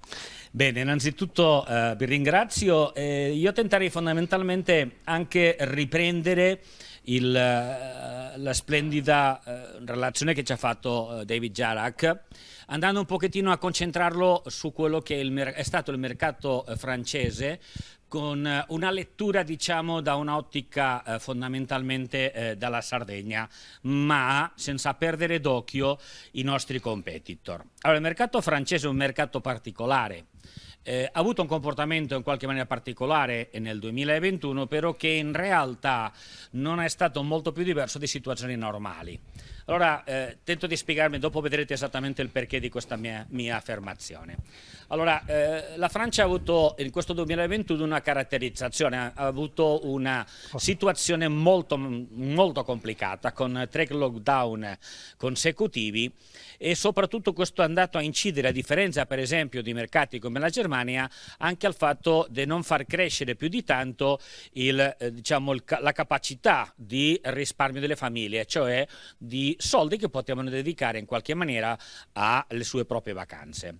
Quello che è stato molto interessante è capire come il governo francese, con delle misure dirette molto chiare e anche altre diciamo molto più celate, ha lavorato e ha fatto in modo che fosse molto più conveniente, non soltanto per la problematica del Covid, se non per anche delle incentivazioni che hanno fatto, eccetera, il fatto che i turisti francesi rimanessero in Francia. A questo si è aggiunto delle strategie, delle azioni specifiche che alcune regioni, per esempio la Corsica o anche la Costa Azzurra, hanno fatto per attirare il flusso turistico balneare dei francesi verso queste destinazioni.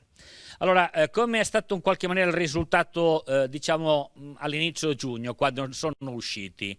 Fondamentalmente c'era una situazione un po' complicata, cioè come vedete il 40% dei francesi aveva un stato emozionale positivo, cioè vedevano le cose con una certa diciamo caratterizzazione positiva, e questo implicava fortemente un altissimo desiderio per questo 40% di fare vacanze, ma il 60% non era così, e questo è andato a incidere fondamentalmente a come hanno percepito la vacanza, e questo è un aspetto molto importante che noi non dobbiamo sottovalutare. Cioè, come sapete bene, quando parlo con voi tento sempre di darvi degli input per ragionare non dalla nostra prospettiva come operatori turistici, sino fare il grande sforzo di metterci o di ragionare come può ragionare il nostro mercato, considerando che il mercato francese ragiona in un certo modo, il tedesco, lo svizzero, l'inglese, l'italiano, il francese ha delle particolarità diverse.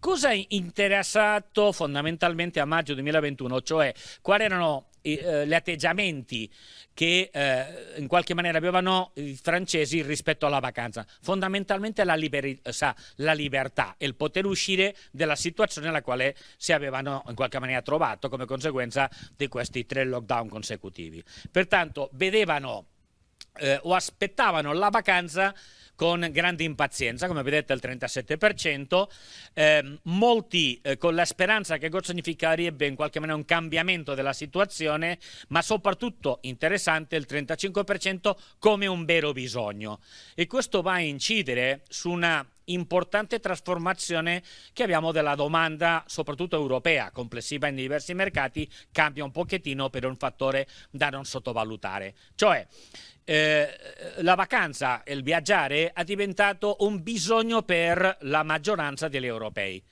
Questo vuole dire che sicuramente dobbiamo ragionare non più intendendo la vacanza come una commodity, come era probabilmente fino a prima del Covid, dove il fattore prevalente di scelta era il prezzo, a una realtà che è quella di oggi e che sicuramente continuerà nel futuro, cioè la vacanza o il viaggiare come un elemento fondamentale che mi permette di rigenerarmi rivivere, mettermi a posto, rilassarmi, eccetera, eccetera. Cioè è il concetto fondamentale del well-being. Allora, che cosa volevano fare i francesi?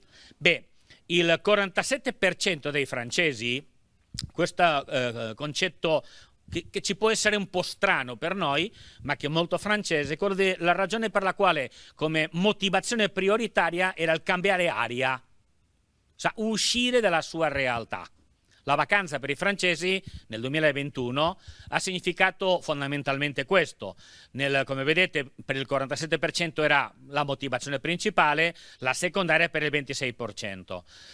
Ricolleghiamo questo ragionamento con il concetto del well-being, ma anche del ricentrarti, del star bene, che come vedete significava fra trinca e tranca più del 40-42% delle motivazioni.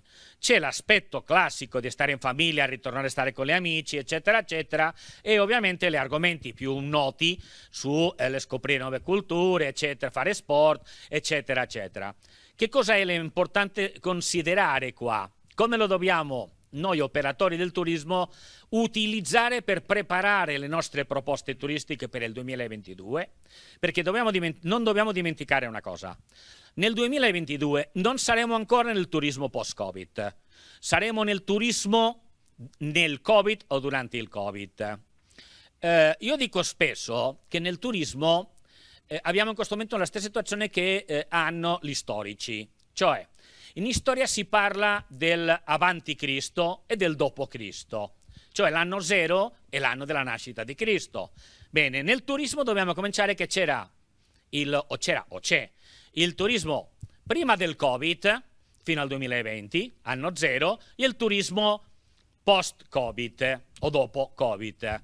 Pertanto noi dobbiamo ragionare che nel turismo del dopo Covid dobbiamo cominciare a strutturare e comunicare le nostre proposte turistiche come territorio, come Sardegna, come le diverse destinazioni turistiche della Sardegna, come delle destinazioni che ti permettono non soltanto divertirti, se non fondamentalmente ricentrarti, rilassarti, riposarti. Cioè dobbiamo andare incontro e raccontare e creare le nostre proposte seguendo quello che è il mercato o la domanda o le diverse domande chiedono e fanno.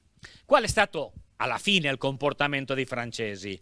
Beh, il 59% dei francesi hanno fatto vacanze, che è stato un po', diciamo, di più rispetto, ma non più di tanto, rispetto a quelle che hanno fatto, come vedete, nel 2020. Però siamo lontano del 71% dei francesi che nel 2019 hanno fatto delle vacanze.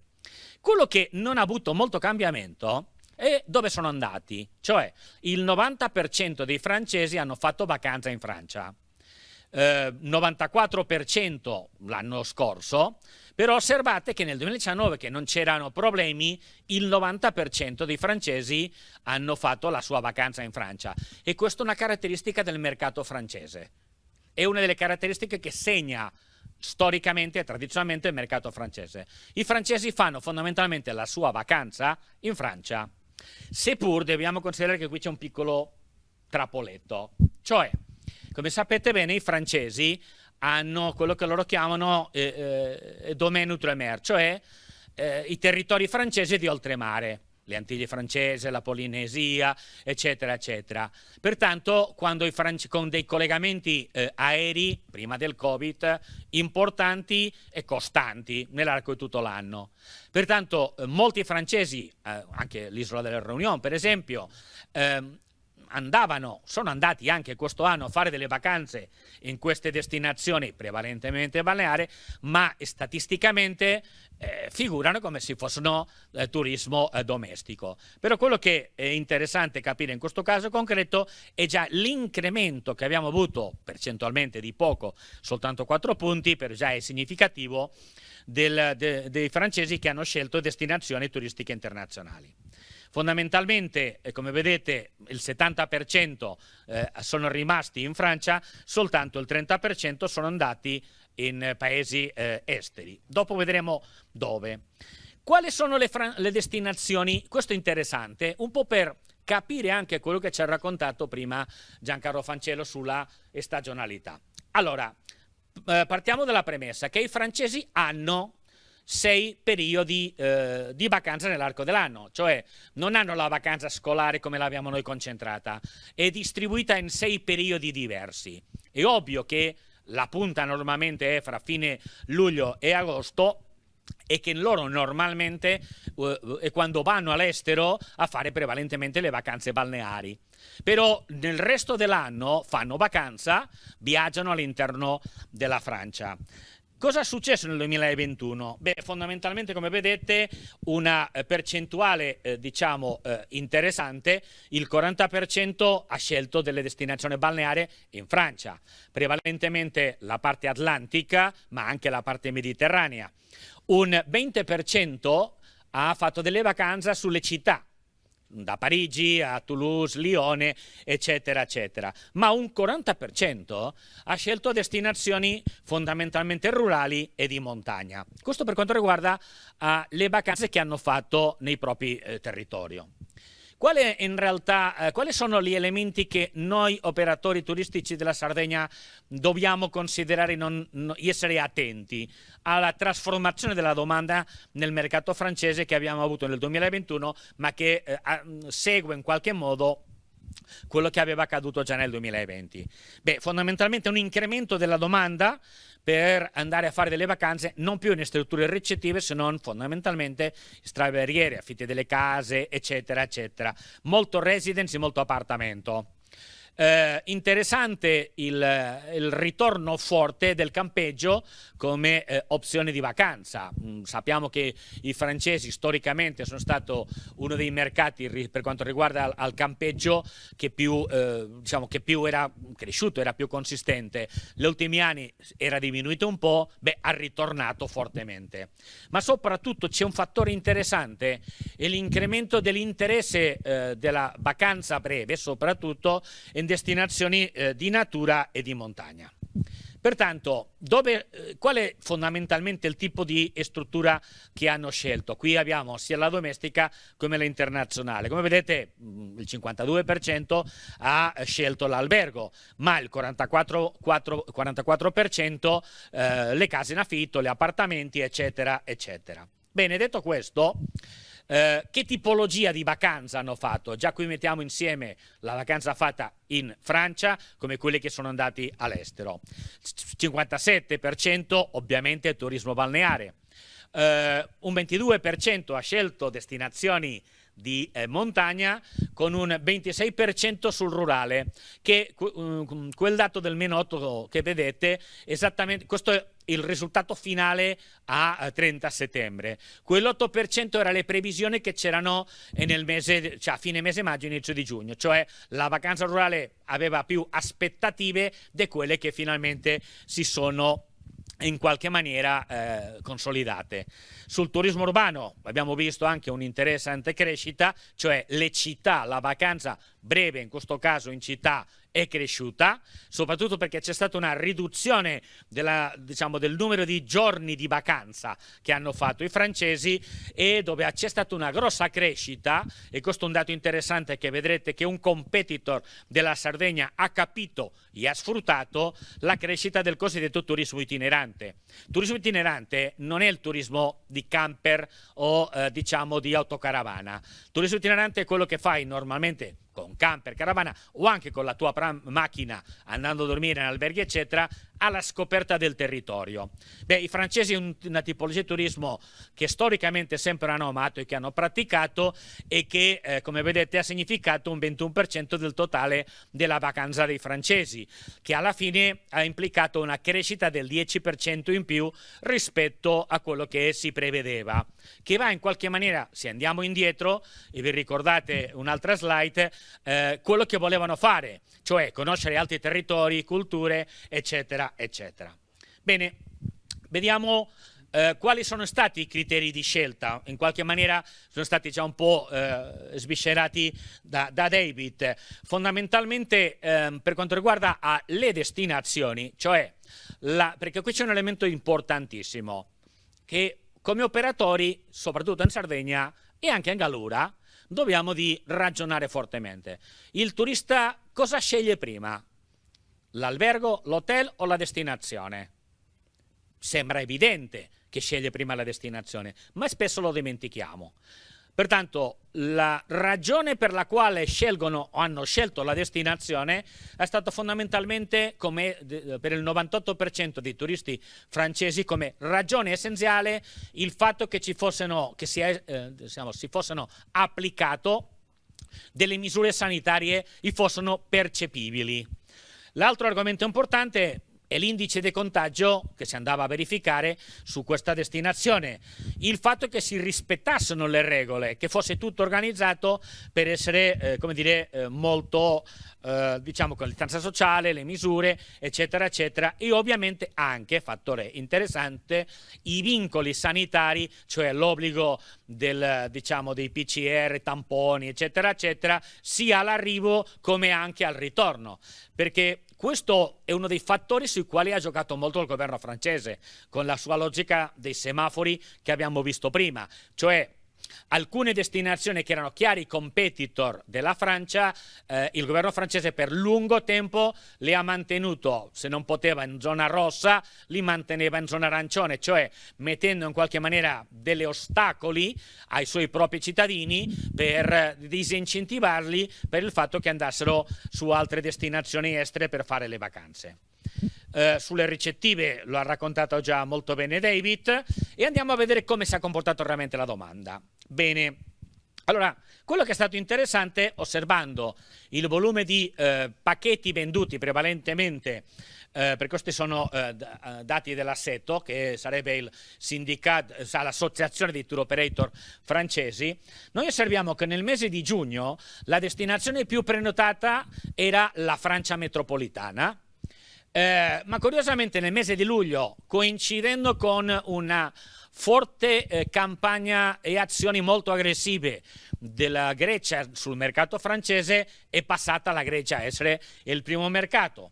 Quando noi eravamo come Italia, come vedete, nel quarto posto sia nel mese di giugno come nel mese di luglio, per cadere al settimo posto, cioè osservate che la Spagna nel mese di giugno e luglio era la terza destinazione in classifica e in agosto è passata al primo posto e ha continuato a esserlo nel mese di settembre, ma osservate che la Francia continua a essere fondamentalmente la seconda destinazione. La Grecia in agosto ha diminuito un po', si mantiene come vedete nel mese di settembre, eccetera, eccetera. Ma osservate che ci sono delle destinazioni che per noi in Italia non ci abbiamo fatto più di molto caso, ma che hanno attirato già un certo flusso turistico, che vanno dalla Tunisia piuttosto che la Repubblica Dominicana o anche il proprio Egitto o il Marocco.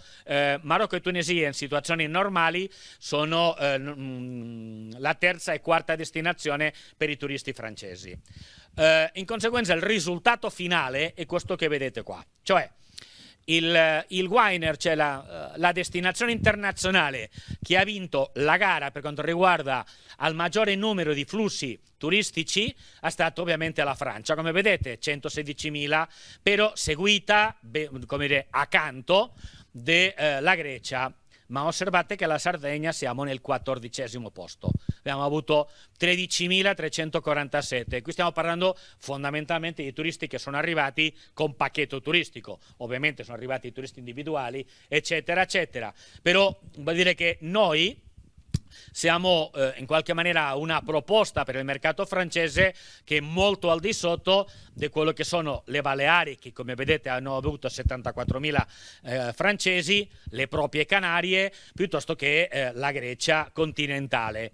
E anche la Sicilia su questo punto ci ha superato diciamo di abbastanza, con 40.000 turisti, mentre che in generale noi, Sardegna una parte ma anche l'Italia continentale, ci muoviamo dai 10 ai 13-14.000 turisti per quanto riguarda al 2020. Come osservate, noi abbiamo avuto nel 2020 più turisti francesi di quelli che abbiamo avuto quest'anno. Perché questo? Probabilmente perché l'anno scorso c'erano alcune destinazioni dalla Turchia, piuttosto che soprattutto la Tunisia, che erano chiuse, e pertanto i tour operator hanno derivato parte del cliente diciamo di medio raggio o di corto raggio che poteva scegliere la Sardegna, lo ha spostato verso destinazioni che l'anno scorso, come vi ho detto, erano chiusi.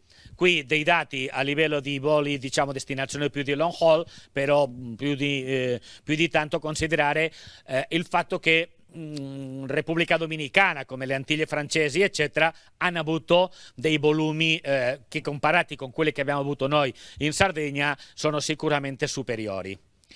Questo ci porta fondamentalmente a capire qual è il comportamento anche adesso, cioè come sta andando settembre, meglio detto, come è andato settembre, ottobre e anche le prospettive per il novembre. Beh, il mercato francese, a differenza di altri anni, che si fermava, aveva un comportamento abbastanza simile al francese, al nostro, all'italiano, sta continuando, cioè sta continuando a prenotare le vacanze d'inverno e ovviamente ragionano ad andare prevalentemente su destinazione francese, mare, montagna, rurali soprattutto, però anche osservate delle particolarità, come il caso di scegliere prenotazione per andare nella Finlandia, perché è un paese sicuro con il Covid eccetera, come vedete per le Canarie, e anche le destinazioni diciamo del Mediterraneo, che in qualche modo sono nostri competitor. Osservate che in questa classifica, qui stiamo parlando, sono dei dati, ribadisco, dell'assetto, noi come Sardegna non ci siamo.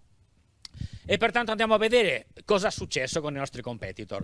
Quali sono stati i nostri competitor? La Spagna, la Grecia, la propria Francia e la Croazia. Questo ha significato che la Spagna ha ricevuto questo 2021, dati fine settembre, la modica quantità di 3 milioni di turisti francesi.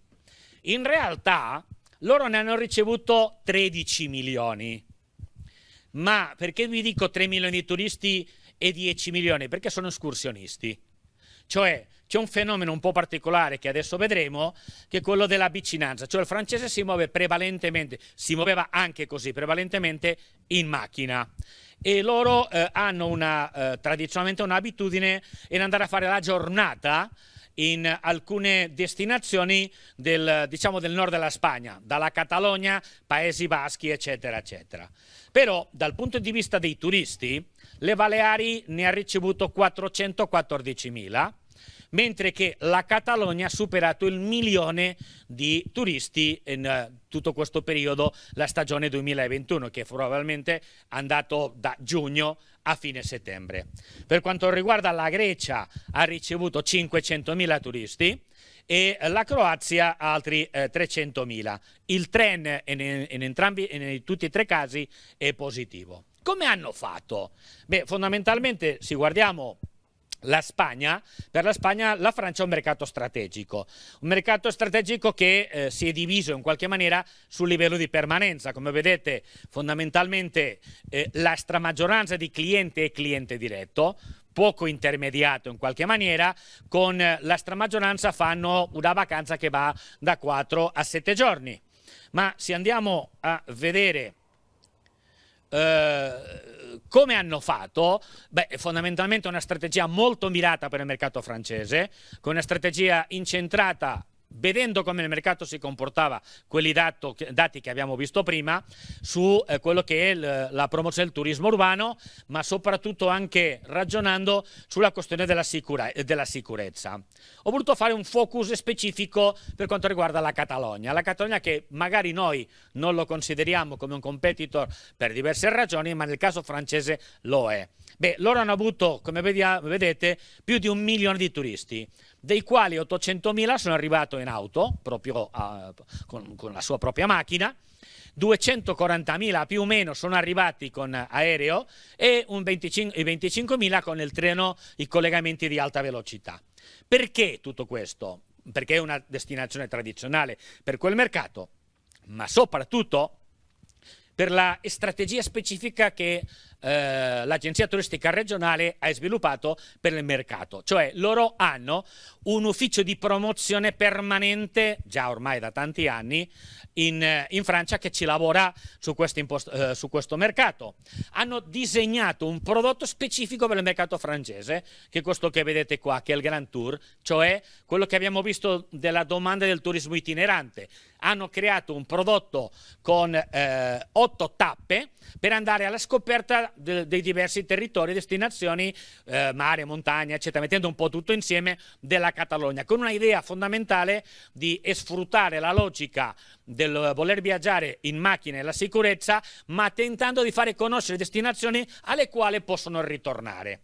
Campagna pubblicitaria e specifica, e soprattutto hanno partecipato, sono andati a trovare il cliente. I francesi sono molto amanti delle fiere campionarie, cioè tutte le città francesi fanno le vecchie fiere campionarie ancora, dove trovi di tutto, trovi dalle pentole a tante altre cose. Beh, loro hanno lavorato facendo promozione, stand, azioni di marketing, eccetera, approfittando questi momenti, cioè facendo operazione business to consumer, e soprattutto lavorando con canali specifici attraverso i social francesi per quel mercato.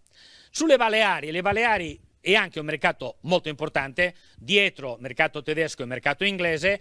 Come hanno lavorato loro? Fondamentalmente hanno capito che la preoccupazione dei francesi era la sicurezza e hanno creato il safety pack, cioè le assicurazioni per le quali se uno andava a farsi la vacanza in Baleari, si ammalava eccetera, il rimpatrio in aeroambulanza era pagato dal governo regionale, piuttosto che si voleva fare la quarantena, aveva la scelta, rientrava a casa con tutte le spese pagate, o poteva rimanere i 12 giorni pertinenti in alberghi di 4 stelle pagati, diciamo, essendo ospite dal territorio. Hanno fatto degli accordi con i tour operator e soprattutto hanno fatto delle azioni di co-marketing e di incentivazione insieme con gli aeroporti, con i vettori aerei.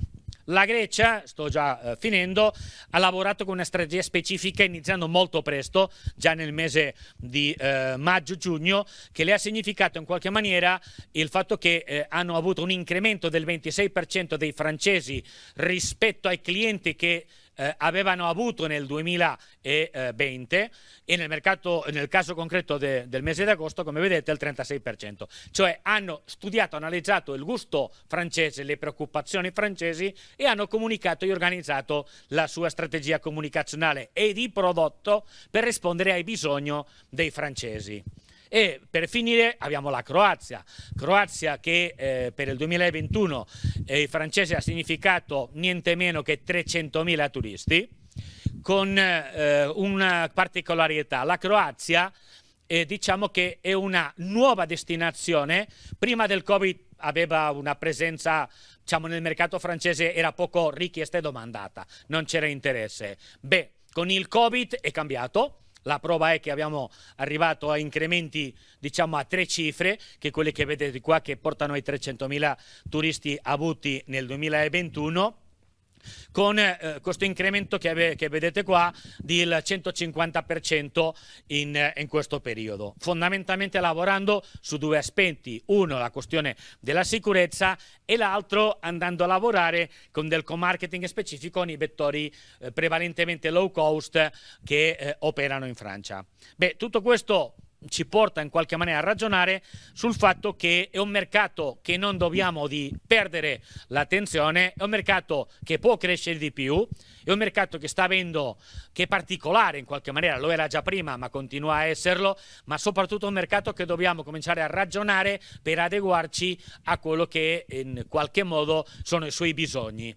In conseguenza, quello che è molto chiaro, io un po' la raccomandazione da fare: dobbiamo essere molto attenti, perché anche quelli turisti che abbiamo avuto non è detto che ritorneranno automaticamente, perché come vedete hanno un comportamento molto fisso da una parte, ma stanno scoprendo in qualche maniera altre destinazioni, e la Sardegna potrebbe essere sostituita con una certa facilità. Pertanto presidiamolo, siamo attenti e soprattutto non perdiamo in assoluto di vista né quello che fanno i competitor né quello che noi dobbiamo organizzare, creare e preparare per attirare per il 2022 un maggior numero di flussi turistici francesi. Grazie.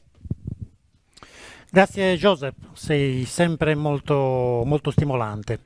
Credo che siano emerse degli spunti che per tutti noi operatori, ma anche credo per i nostri amici della regione, per il dottor Masiello, possano essere di grande stimolo e di grande ragionamento, per cui ti ringraziamo.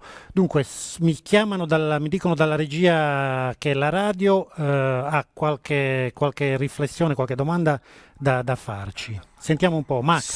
Sì, no, io ti ringrazio e noi tutti insieme in modo compatto facciamo il tifo per Joseph, perché poi è stato anche a trovarci oggi, quindi lui è l'unico momento in cui io tengo le mie cuffie rigorosamente in testa e non mi perdo nulla assolutamente di quello che dice lui. Per me è la Bibbia. Però c'è un ascoltatore che voleva sapere dal professor... Aspetta, sì. Facciamo una domanda a Joseph, se me la sì, fai prego, fare. Vai. Abbiamo sentito di come le altre nazioni si sono organizzate, no? Con varie offerte per il mercato francese. Qual è l'incidenza dei viaggi organizzati sul totale del turismo francese, Joseph? Se è un dato che possiamo più o meno dare...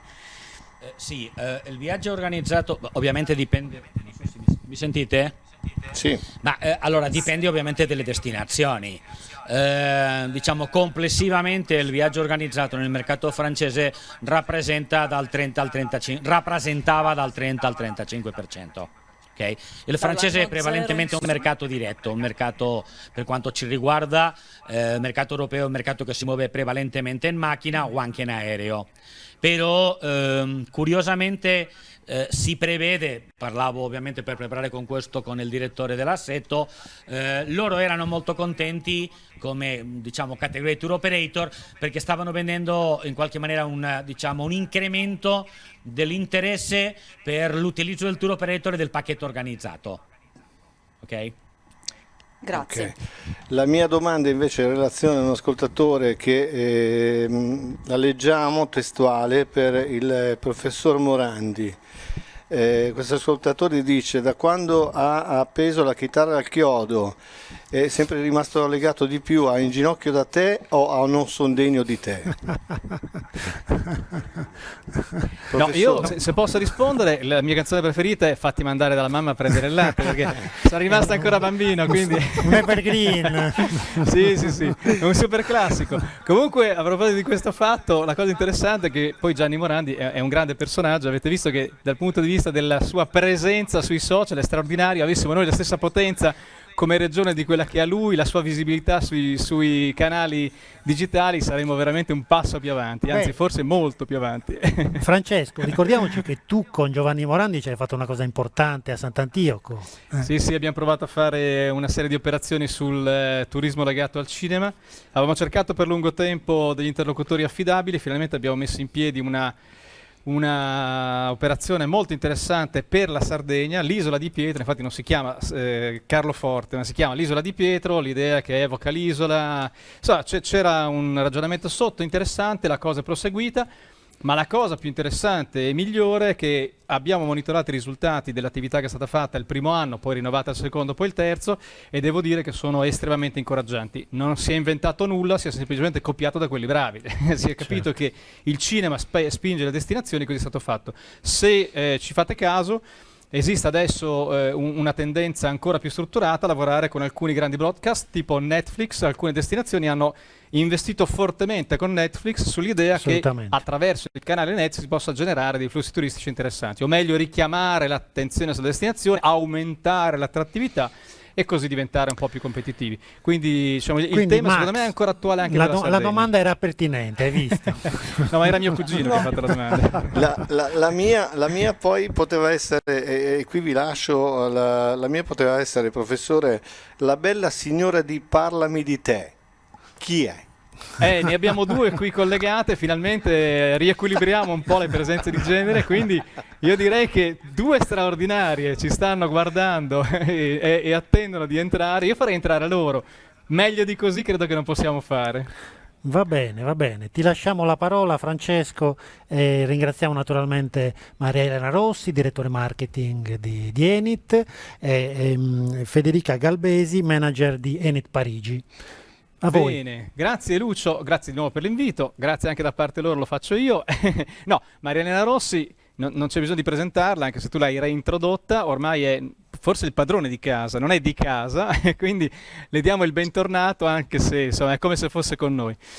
Lo è di fatto, lo è continuamente, quindi una volta di più grazie di cuore. Tra tanti impegni è sempre difficile trovare lo spazio per stare attenzione a iniziative che apparentemente sono, diciamo, collaterali rispetto alla vostra attività, ma che in realtà aiutano, credo, a condividere un po' gli obiettivi. Siccome abbiamo parlato molto di mercati, io vorrei allargare un po' la prospettiva, cioè vorrei vedere la cosa un po' dal punto di vista, diciamo, un po' più istituzionale, e cercare di fare con voi invece un ragionamento un po' diverso, cioè di fare un po' di sintesi, un po' di valutazioni e vedere un po' le prospettive. Siccome so che Maria Elena poi ci deve abbandonare, partirei da lei con le prospettive. Abbiamo visto il TTG, eravamo lì con un po' di trepidazione e insomma si è respirato un sano ottimismo. C'è stata mi pare Top Resa 2021 a Parigi dall'8 di ottobre, insomma un'iniziativa recente.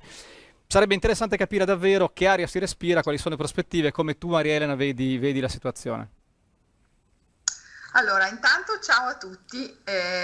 Allora, siamo pagati per essere ottimisti e quindi fa parte del nostro lavoro e un po' di ottimismo. Ho appena finito un webinar in ambito della meeting industry, quindi del settore congressuale, in pochi minuti fa. E in generale si respira anche nel settore dell'incentive, travel e dei convegni sicuramente dei segnali importanti di ripartenza, perché comunque sono ripartite le richieste di convegni internazionali, sono partite le attività corporate, anche aziendali, chiaramente in una dimensione diversa, ibrida, in una dimensione anche dove si combina business e il leisure, no? Sempre di più, e queste sono alcune delle tendenze che in effetti si stanno manifestando. Noi la prossima settimana, sempre per dare un segno di ottimismo, saremo al WTM a Londra con sostanzialmente tutte le regioni. Sappiamo che anche la Sardegna è presente, molto vicina fisicamente a noi. Abbiamo in pipeline tantissimi eventi, sempre sul MICE. Domani siamo al più importante evento in Svizzera, dove siamo host country. Siamo all'IBTM, sempre legato al settore mais a Barcellona. Siamo a ILTM, la più importante fiera del lusso a Cannes, all'inizio di dicembre. Tra l'altro stiamo incrementando il numero di partecipanti, abbiamo oltre 100 imprese del segmento del lusso, abbiamo parecchie tra l'altro in waiting list, perché evidentemente c'è una grande voglia di ritornare a rivedersi, ma soprattutto c'è ottimismo e ci sono delle prospettive concrete di ripartenza che stiamo già notando senz'altro dal mercato americano. E anche quando noi guardiamo dal nostro osservatorio rispetto all'incremento dei flussi aeroportuali, ad esempio, ma anche delle prenotazioni delle OTA, vediamo sicuramente anche in termini di competitività, come ci insegna Josep, che performiamo molto bene, soprattutto per esempio rispetto al nostro competitor Francia, come competitor di incoming, di flussi, ma anche rispetto agli altri competitor Spagna, Grecia e appunto, come dicevo, Francia. Quindi dei segnali positivi ci sono, anche per le città che sono forse quelle più toccate, sono state più toccate, quelle un po' più indietro rispetto al recupero, e noi appunto siamo presenti, e poi Federica vi approfondirà il mercato francese, quello che sono le prospettive e anche quello che abbiamo fatto noi e che stiamo continuando a fare in termini di posizionamento. Volevo fare semplicemente 3 considerazioni su quello che ho ascoltato. Purtroppo non sono riuscita a seguire tutto, ma 3 considerazioni che vorrei evidenziare rispetto a quello che diceva Josep sul mercato francese. Un primo aspetto è legato al tema giustamente che lui ha messo in evidenza della sicurezza, E questo aspetto, devo dire, ha giocato a favore per noi sul mercato francese. Questo ve lo confermerà anche Federica, cioè in termini reputazionali l'Italia sul mercato francese, lo vediamo anche dall'ascolto della rete, ha avuto effettivamente un impatto molto positivo sul modo in cui abbiamo gestito la pandemia, come l'abbiamo raccontata, siamo stati molto attenti sul tutto quello che sono state l'ufficio stampa e le media relations appunto in questi mesi, e questo sicuramente a livello Italia complessivamente ha pagato in termini positivi come flussi verso il nostro paese nel mercato francese, che indubbiamente è un mercato, come dicevamo, che si sposta molto in macchina e che appunto poteva muoversi last minute, last second verso il nostro paese, anche con la sensazione di essere come dire, accolti in sicurezza, nella massima sicurezza, e questo è il primo elemento. È chiaro che la Francia da sempre, a differenza dell'Italia, ha vissuto di turismo interno, no? Le percentuali pre-Covid di turismo interno in Francia erano 70% su 30 internazionale. Per noi eravamo, ricordiamoci, pre-Covid 50% domestico e 50% internazionale, quindi la Francia ha sempre vissuto molto il turismo domestico e quindi, come dire, noi durante la pandemia 20 e 21 di fatto ci allineiamo su quei dati, 30% turismo domestico internazionale, 70% turismo domestico, dico complessivamente, così do un quadro più generale Italia e poi Federica entra più nello specifico. Quindi questa dimensione di spingere sul turismo domestico è sempre stata una policy francese molto molto forte, e noi abbiamo sempre dominato sul turismo internazionale rispetto alla Francia, soprattutto verso l'extra Europa, ma non solo.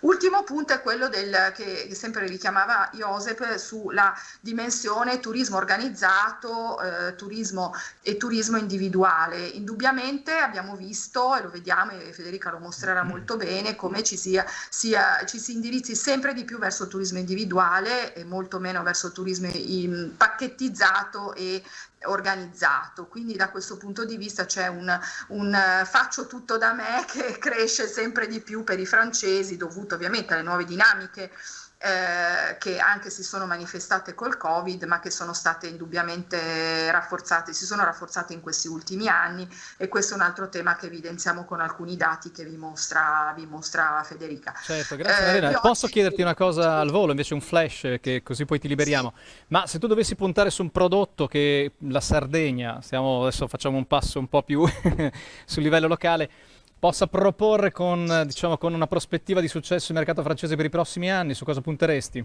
Un input solo.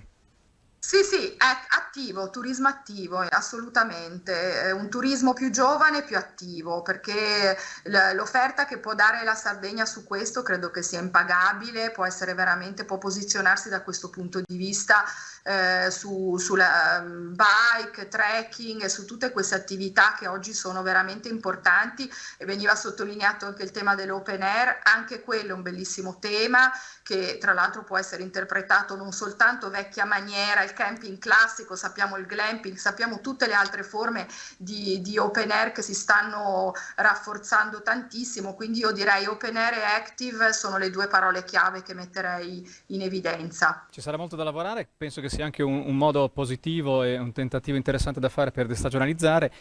Lucio continua a dire, cioè c'è un suo mantra, ormai è 20 anni che lo sento, che noi siamo una winter sunny destination, quindi se puntiamo sul turismo attivo e sull'outdoor forse qualche speranza ce l'abbiamo. Tutto sommato non è che abbia esattamente torto, che poi ci sia scommesso sopra invece è una questione molto diversa. Grazie Maria Elena, grazie davvero di cuore. Grazie, ti aspettiamo per il prossimo webinar allora. Sì, io comunque cerco di fermarmi ancora un po'. Ok. Comunque siete in ottime mani con Federica, che appunto è a capo del nostro ufficio a Parigi da tempo e guida un bellissimo team, e tantissimo lavoro abbiamo fatto e continuiamo a fare per l'Italia e naturalmente anche per la Sardegna. Lascio la parola a lei. Bene, allora grazie per averla presentata tu, le diamo la bienvenue, come si dice, sperando di averla poi presto fisicamente in presenza. Con Federica abbiamo continuato a chattare durante tutto il webinar finora, un po' col telefono, un po' WhatsApp, un po' con l'email, e eravamo indecisi se mostrare lei o fare vedere le slide, forse possiamo condividere lo schermo e vedere le slide. È un peccato privarci della presenza fisica, ma l'ascolteremo dal punto di vista appunto con un altro mezzo sensoriale. Così magari proviamo, ogni tanto intervengo se la regia mi lascia il microfono aperto e interrompiamo un po', proviamo in maniera un po' dinamica a fare un po' una sintesi di quello che abbiamo ascoltato, vedere cosa ha fatto Enit, cosa sta facendo sul mercato francese e capire quali sono i trend su cui ci possiamo assestare. Francesca, a lei la parola. Se riesce a condividere lo schermo. Sì, vado un attimo. Buongiorno a tutti. Intanto provo a vedere se riesco a condividervi lo schermo. Ecco, forse... Se riusciamo, altrimenti andiamo random e non abbiamo problemi. Vediamo, dovrebbe essere iniziato. Lo vedete? A me dice che è partita. Ci mette un attimo. Ma abbiamo un po' di diciamo distanza digitale ancora da colmare. Col 5G cambierà tutto. Dovremmo cambiare anche noi profondamente, perché la disruptive innovation che abbiamo subito finora negli ultimi 20 anni verrà completamente stravolta e avremo uno scenario sul quale misurarci che credo ancora non riusciamo ad immaginare bene. Però forse lì la Sardegna potrebbe avere invece un notevole vantaggio competitivo se riuscisse ad attrezzarsi per gestire in maniera diversa l'infrastruttura digitale. Adesso le vediamo però, quindi se le possiamo mandare. Le vedete adesso? Sì, certo, eccola qui. Benissimo, liberi sulle slide. Perfetto. Francesca, Benissimo. è tutto suo. Allora, innanzitutto confermo un po' quello che è stato detto da Maria Elena e anche sentivo Joseph prima. È vero che il mercato, diciamo, globalmente, diciamo, l'Italia è una destinazione che attira molto i francesi, questo non abbiamo dubbi da anni, e la Sardegna fa parte dei prodotti un po' faro di quelli che sono attirati da noi, diciamo, dal prodotto sardo.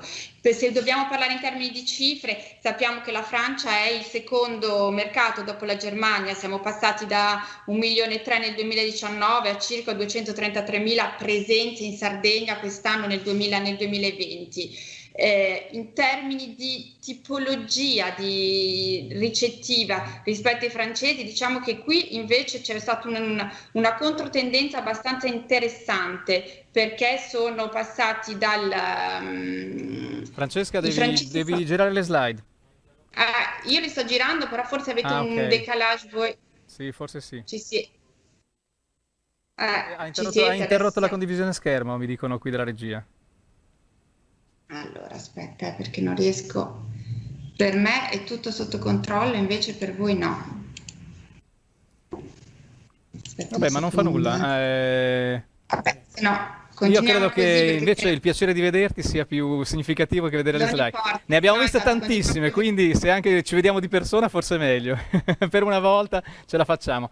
No, di pure invece sulla distribuzione dei flussi, sulle strutture, che mi sembra interessante. Dividere in un altro modo senza problemi. Quello che era interessante vedere rispetto alla presenza in tipologia ricettiva tra il 2020 e il 2021, quello che abbiamo riscontrato dai dati, che mentre fino al 2020 il 65% quindi ricettività era soprattutto nell'alberghiero, nel 2021 c'è stata una controtendenza per cui in realtà il settore alberghiero si abbassa al 40% e l'extraalberghiero supera gli arrivi nell'alberghiero, quindi per noi questa è una cosa abbastanza nuova sul mercato da questo punto di vista.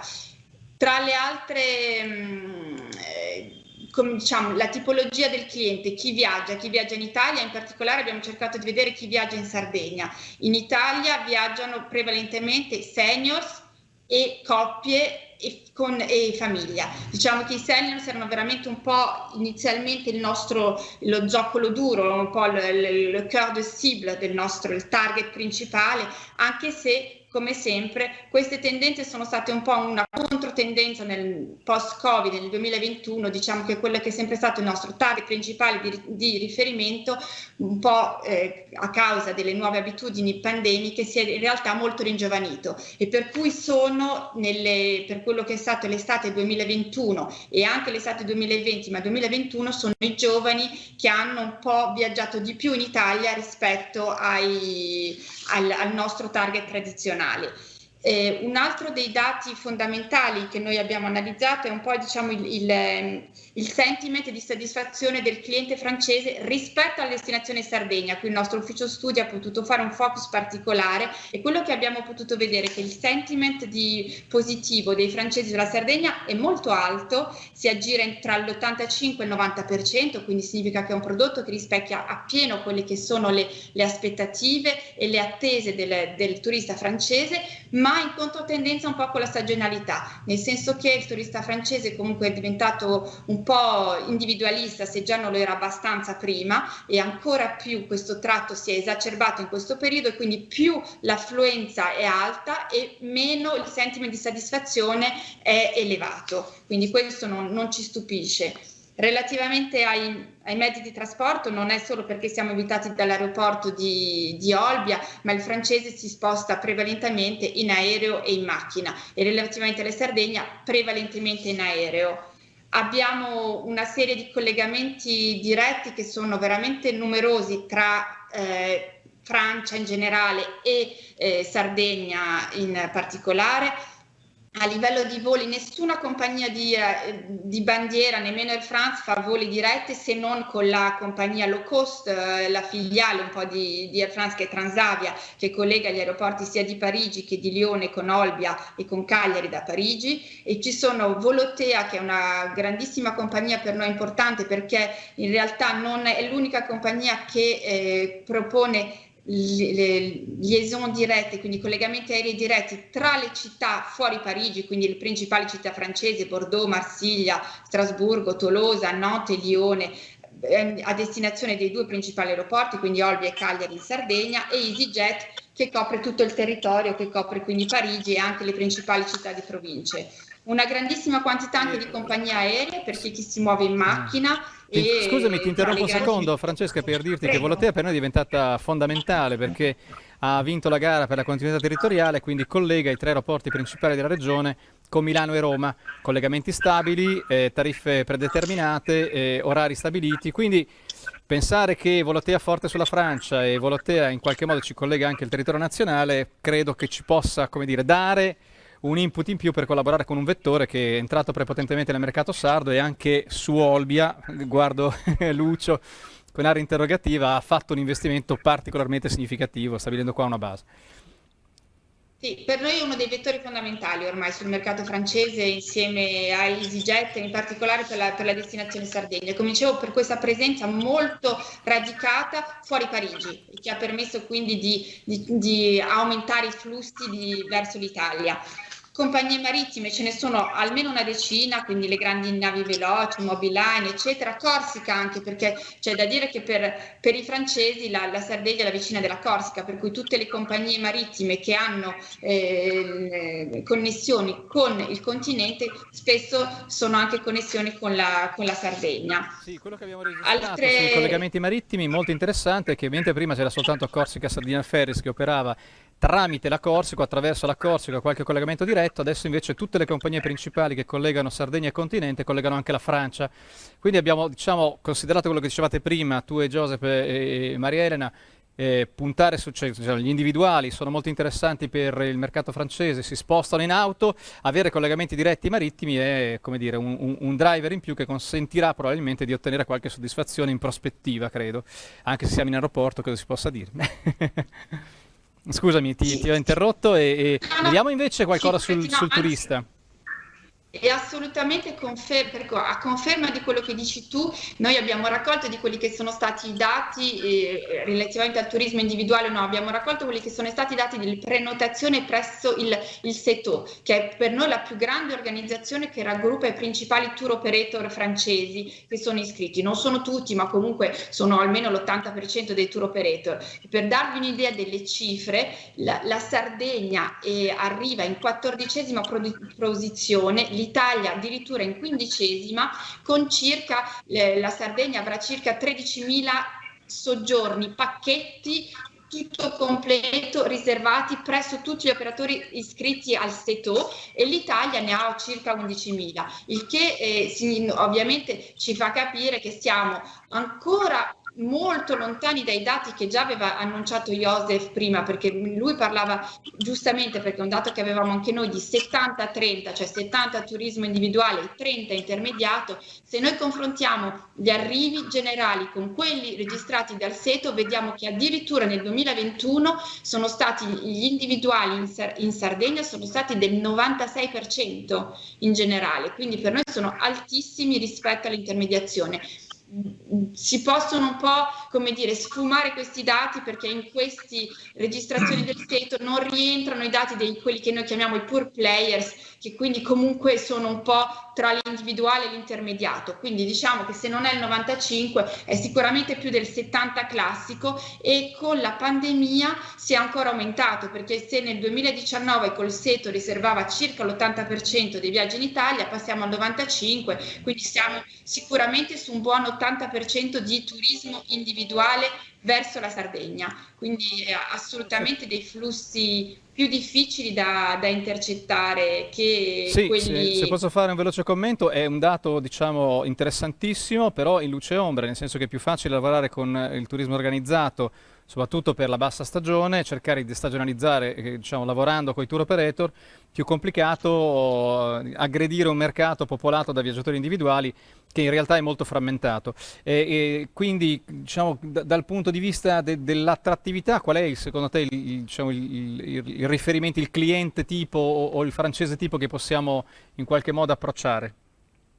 Giusto giusto una precisazione, ti faccio un esempio, una controtendenza su questo tipo di dati, nel senso che parliamo del 90% individuale, però noi abbiamo chiesto ad alcuni players che quindi hanno un individuale un po' intermediato, e per esempio sulla Sardegna il gruppo Digeo, che per noi è uno dei gruppi più fondamentali perché raggruppa vari marchi, che raggruppa i Dreams, raggruppa Opodo, che sono marchi storici nel turismo online, quest'anno sulla Sardegna hanno registrato un più 122% di prenotazioni. Quindi il turista, la risposta è in questo dato, secondo me. Il turista più importante da intercettare è quel turista che è capace di organizzarsi da solo, ma che si prepara al viaggio. Il francese è spavaldo, ma fino a un certo punto, quindi si organizza tutto online, fa una ricerca assolutamente precisa di tutto quello che può fare, di tutto quello che può andare a cercare, e si organizza, ma deve avere il sentimento di essere da solo e di essere unico ad organizzarsi, quindi si rivolge di meno all'operatore classico che gli propone il pacchetto col catalogo, dove sa che sarà in gruppo, tra virgolette, però lo si può intercettare in due momenti: nella parte dell'intenzione al viaggio, quindi bisogna lavorare moltissimo sulla notorietà della destinazione, e poi nella fase della concretizzazione, quindi in tutto quello che è la fase nella ricerca della prenotazione, lì il francese è ancora influenzabile, quindi bisogna mirare una tipologia di turista relativamente giovane, relativamente à l'aise, come direbbero da me, quindi relativamente avvezzo a tutte quelle che sono le nuove tecnologie, e relativamente che si senta relativamente con un potere d'acquisto medio-alto e con un'attrattività già forte per il prodotto Italia. Il che non è così difficile sul nostro mercato.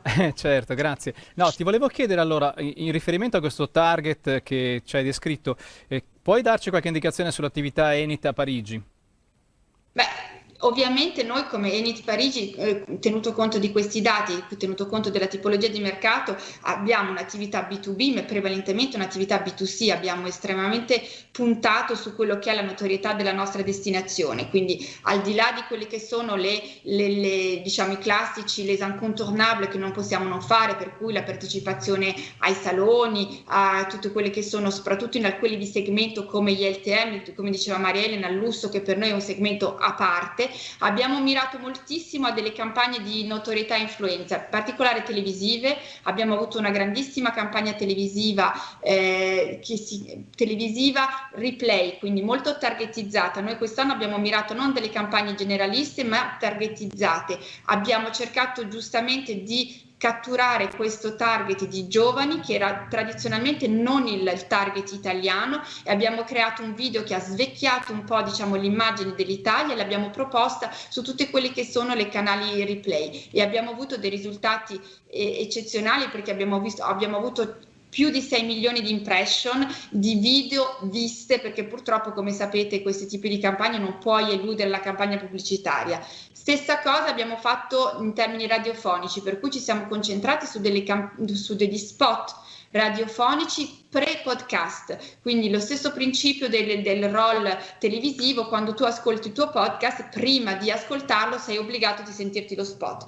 e questo abbiamo avuto in un mese, siamo arrivati a circa 4 milioni di ascolti, quindi abbiamo cercato di toccare un po' tutto il territorio nazionale e di di targetizzare e di mirare questo tipo di pubblico che è relativamente attirato dalle nuove tecnologie, che quindi è abbastanza autonomo poi in quello che è tutto prenotazione e viaggio.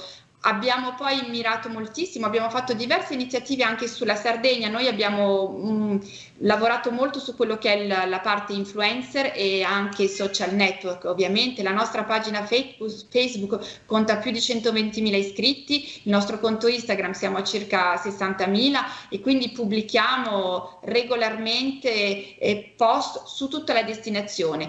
Per darvi un'idea, sulla Sardegna solo nel mese di settembre ne abbiamo pubblicati 2 e hanno raggiunto più di 90.000 visualizzazioni, che è enorme per un post. Abbiamo lavorato con alcuni influencer con i quali abbiamo stabilito una sorta di calendario, ovviamente editoriale, per cercare di fare una promozione abbastanza omogenea. La nostra prima campagna è stata dedicata alla Sardegna, caso vuole, e si chiamava Souvenir d'Italie, e la loro era una coppia di influencer che ha viaggiato in Sardegna, con la quale abbiamo ripubblicato e ridiffuso un paio di post e un paio di stories, e siamo arrivati a 85.000 visualizzazioni in un paio di settimane. Quindi significa che la destinazione comunque piace, e il toccare il pubblico può aiutare. Altro punto per noi fondamentale è, al di là di queste nuove tecnologie, è la stampa classica. Noi abbiamo un ufficio stampa molto attivo, organizziamo un buon centinaio di reportage per stampa, giornalisti, molta televisione anche, e da questo punto di vista ne abbiamo avuti parecchi anche sulla Sardegna. E le tendenze che noi analizziamo anche da quello che è stato il risultato del lavoro del nostro ufficio stampa è che la stampa ha sempre un attimo di anticipo sulle quelle che saranno le tendenze dei consumatori. Sono emersi la volontà, la voglia di comunicare su una Sardegna un po' diversa. Quello che diceva Maria Elena prima, come sempre lei ha centrato il bersaglio, le parole chiavi sono active, outdoor, en plein air. Il turista francese, che era un turismo prevalentemente culturale e molto meno active, quest'anno, anche e soprattutto per un prodotto come la Sardegna, che ha comunque un'offerta che può rispondere in questo senso, si interessa meno magari alla costa e più a esperienze un po' più autentiche, di ritorno alle origini, di ritorno al trekking, attività, oppure a un mix dei due, perché comunque c'è sempre un'attrattività di un certo far niente, ma accompagnato da una Sardegna un po' più sconosciuta, un po' più insolita, un po' più differente. È un po' la tendenza che noi vediamo ovunque, penso, ma che abbiamo visto particolarmente anche qui in Francia, dove c'è questa volontà di isolarsi un po' dalla resta, di isolarsi dal mondo e di ritrovare un certo contatto e comunione con la natura. Grazie. Quindi Francesca. diciamo che questi sono... No, ti avrei chiesto come ultima cosa come cogliere le opportunità, come capitalizzare il vantaggio rispetto a un mercato per noi così importante, ma tu in realtà hai già risposto.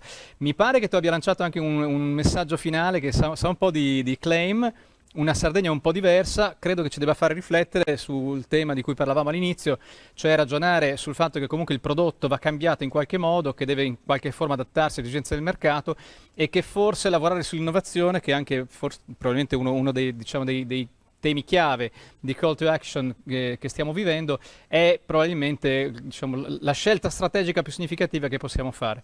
Grazie mille di cuore. Non so se c'è ancora Maria Elena. Io avrei bisogno di una domanda a Federica, sono Robert. Robert, Ciao, hai la parola. Federica, ma perché non mi telefoni più? No. Ti telefono dopo, quando vuoi. Va bene, ok, ciao. Grazie Robert, è stato un contributo prezioso, perché i rapporti personali sono sempre fondamentali e il turismo si basa sulla persona, noi questo lo sappiamo. Grazie mille, grazie Federica, grazie davvero di cuore. Grazie Federica, grazie Francesco. Grazie a voi. Grazie Maria Elena, anche se non è più connessa con noi. Andiamo velocissimi da Federico Grom. Federico, buonasera. Siamo in leggerissimo ritardo, ma siamo più o meno sui tempi. Federico Grom, due parole di presentazione per chi non lo conoscesse. Noi italiani siamo famosi per i gelati nel mondo. Grom è riuscito a migliorare una cosa che era già ad un livello altissimo. Ha creato un marchio di grandissimo successo, lo ha fatto diventare il marchio di qualità assoluto a livello italiano.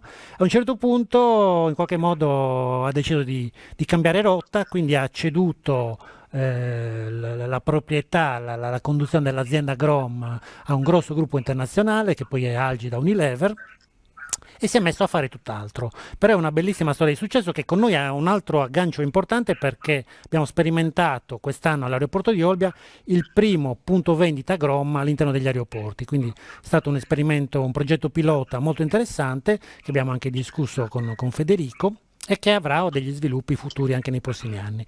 Federico, il tuo intervento, perché abbiamo voluto parlare di un successo imprenditoriale? Perché all'interno dei nostri progetti di ragionamenti turistici abbiamo sempre voluto inserire degli elementi di management, quindi gli elementi di coaching, di management che aiutano a fare dei ragionamenti, aiutano ad allargare la visione di tutti i nostri imprenditori e di noi stessi. Devo dire che questi interventi arricchiscono sempre tutti noi. Contaminazione di stimolare i nostri ragazzi e i nostri ascoltatori per creare nuove opportunità di business, innovare quelle attuali e poi soprattutto cogliere le opportunità. E questo case history, un case history di successo, ci dimostra che le opportunità esistono, si possono cogliere e portarle verso il successo. Certo. La cosa poi ancora più interessante è che Federico, dopo questa grandissima esperienza, ha creato un qualcosa di veramente importante, di unico, e poi adesso si è messo a fare un'altra cosa, quindi lo spirito imprenditoriale non si ferma mai. Federico, possiamo iniziare così e ti diamo la parola. Beh, grazie innanzitutto per la presentazione fin troppo generosa, vi ringrazio anche per essere qua. La domanda che mi sono fatto e che faccio a tutti quelli che ci ascoltano è: siamo troppo fortunati? Siamo troppo fortunati a vivere nel paese, non è piaggeria, è una cosa in cui credo sinceramente molto più bello al mondo.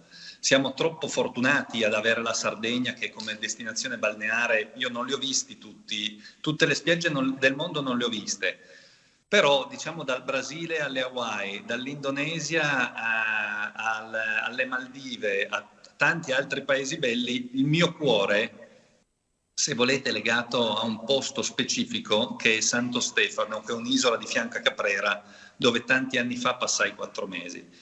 Quindi la domanda è: siamo troppo fortunati? E questa stessa domanda io me la sono fatta molti anni fa, nel 2002, quando insieme a Guido Martinetti, mio carissimo amico fraterno e compagno di avventure imprenditoriali, ci siamo chiesti se aveva senso in Italia innovare in un mondo che sembrava maturo, sembrava esausto quasi, un mondo riconosciuto in tutto il mondo, mi scuso per il gioco di parole, come il migliore possibile, quello del gelato. Gelato è una parola italiana riconosciuta nel mondo e che ci rende celebri insieme a tante altre cose.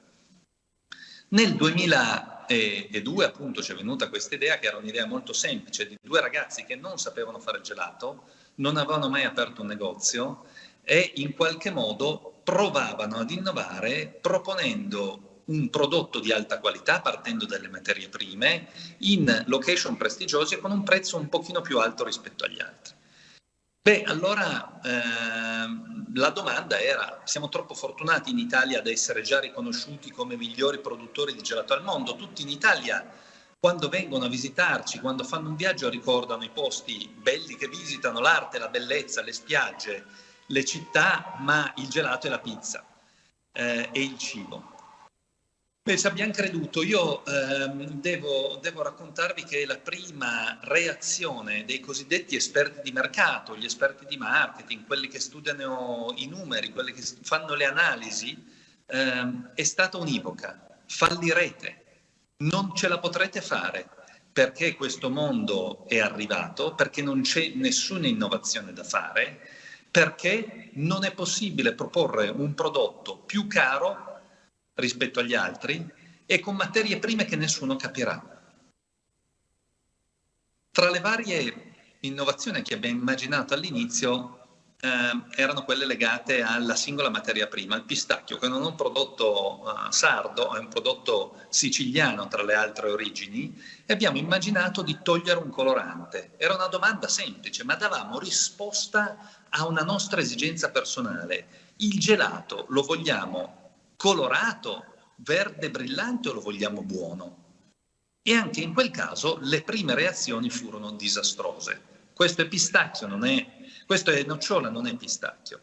Questo per raccontarvi cosa? Che l'innovazione, per quella che è la mia esperienza più remota, quella del 2003 e più recente, deriva non tanto dalle analisi di mercato, ma da rispondere a un'esigenza personale e immaginare le esigenze dei clienti.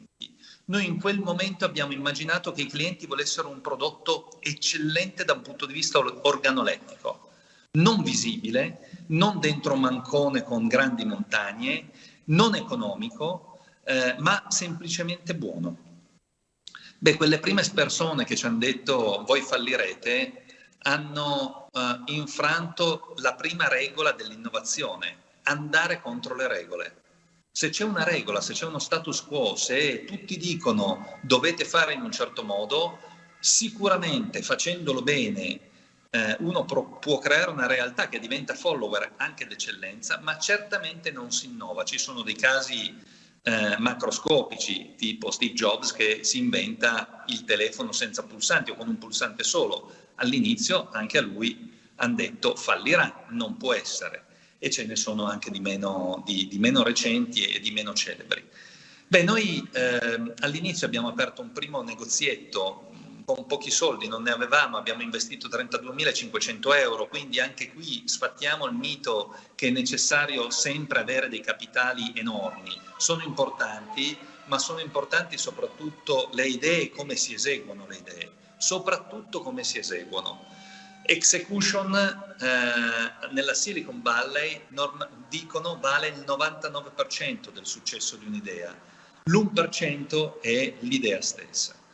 Ora noi abbiamo aperto questo primo negozio su queste regole molto semplici, la selezione della materia prima e cercare di fare il miglior gelato del mondo. Quindi fin dal principio per noi era fondamentale la promessa: vogliamo offrirvi il miglior gelato del mondo. Non sapevamo se ce l'avremmo mai fatta. Forse non ce l'abbiamo mai fatta, ma nei successivi 12 anni ci siamo alzati ogni mattina con in testa questo obiettivo, non con obiettivi finanziari, non con obiettivi di conto economico, non con obiettivi di cash flow, ma semplicemente dare il miglior prodotto possibile a tutte le persone che entravano dentro il negozio. Poi abbiamo iniziato a gestire il primo negozio. E da subito, fin dal primo momento, ci siamo resi conto che il prodotto era importante, ma ancor più lo erano le persone. People, people, people, dicono i paesi anglosassoni, sono fondamentali. E insieme alle persone, ovviamente, la formazione delle persone stesse. Quindi il nostro focus è passato dal prodotto al servizio. L'obiettivo qual è diventato? Ogni persona che esce da un nostro negozio, nostro, mio e di Guido e di tutte le persone che lavoravano con noi, deve avere un bel sorriso stampato sulla faccia. Ed è facile in realtà, o abbastanza facile, quando si ospitano delle persone e gli si regala delle esperienze, che sia un gelato per pochi minuti, che sia una vacanza, che sia una cena. Però bisogna farlo con attenzione.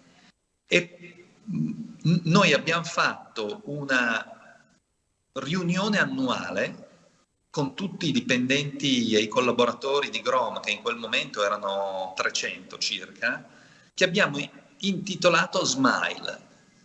Il nostro strumento più potente per far uscire i clienti sorridenti dai nostri negozi è stato il sorriso delle persone stesse. Questo talvolta è complesso da ottenere, perché stare in un negozio, stare in un ristorante, stare in un albergo, stare in un aeroporto tante ore in piedi a servire dei clienti che hanno delle necessità, che talvolta si lamentano, dopo 8 ore avere ancora un sorriso è complicatissimo, ma quel sorriso può compensare mancanza di training, inefficienze, piuttosto che anche imprecisioni all'interno della location, quale che essa sia. Il sorriso è fondamentale. Quando io ho passato quei 4 mesi in un villaggio a fare l'istruttore di vela a Santo Stefano, ed era il 1994, il capovillaggio geniale, Valturi in quel momento, continuava a ripeterci: fate felici i vostri clienti non con le abilità velistiche, non con le abilità tennistiche, ma col vostro sorriso e col vostro servizio. Questo è stato fondamentale nella mia esperienza da imprenditore all'interno delle gelaterie Grom. La storia è stata abbastanza fortunata e rapida. Da quel primo negozio di Torino, con un business plan che prevedeva un sogno enorme, irraggiungibile, incredibile, di 6 punti vendita da aprire in 5 anni, in realtà quei 6 punti vendita li abbiamo aperti in 2 anni. Abbiamo realizzato un laboratorio centralizzato che ci ha permesso di avere capacità produttiva per circa 100 punti vendita, e da lì devo dire ogni singola boutique Grom ha avuto successo laddove la location era adatta, ma soprattutto il personale all'interno del punto vendita era all'altezza. Io vi do un elemento numerico, ne ho sentiti tanti di numeri, io non ho slide, ma vi do un elemento numerico importante all'interno dei punti vendita Grom. Fatto 100, la media di un incasso di un negozio normale, un eccellente direttore di negozio portava quell'incasso a 130 e un direttore di negozio insufficiente lo portava a 70. C'è una differenza di circa il 60% di valore di incasso che si ripercuote ovviamente sull'utile finale nella qualità delle persone, che è stato un focus pazzesco dal primo negozio e quindi dai primi 4 collaboratori di Torino ai circa 1000 a cui siamo arrivati, 1000 collaboratori, 1000 dipendenti a cui siamo arrivati nel 2015, quando appunto Grom è stata ceduta a Unilever, che è venuta in quel 2015 a bussare alla nostra porta perché cercava un gelato di eccellenza da inserire all'interno di un portafoglio che è il più grande al mondo. Unilever fattura circa 6 miliardi e mezzo nell'ice cream con tutte le marche più famose, e cercava un marchio di nicchia alta da inserire nel suo portafoglio.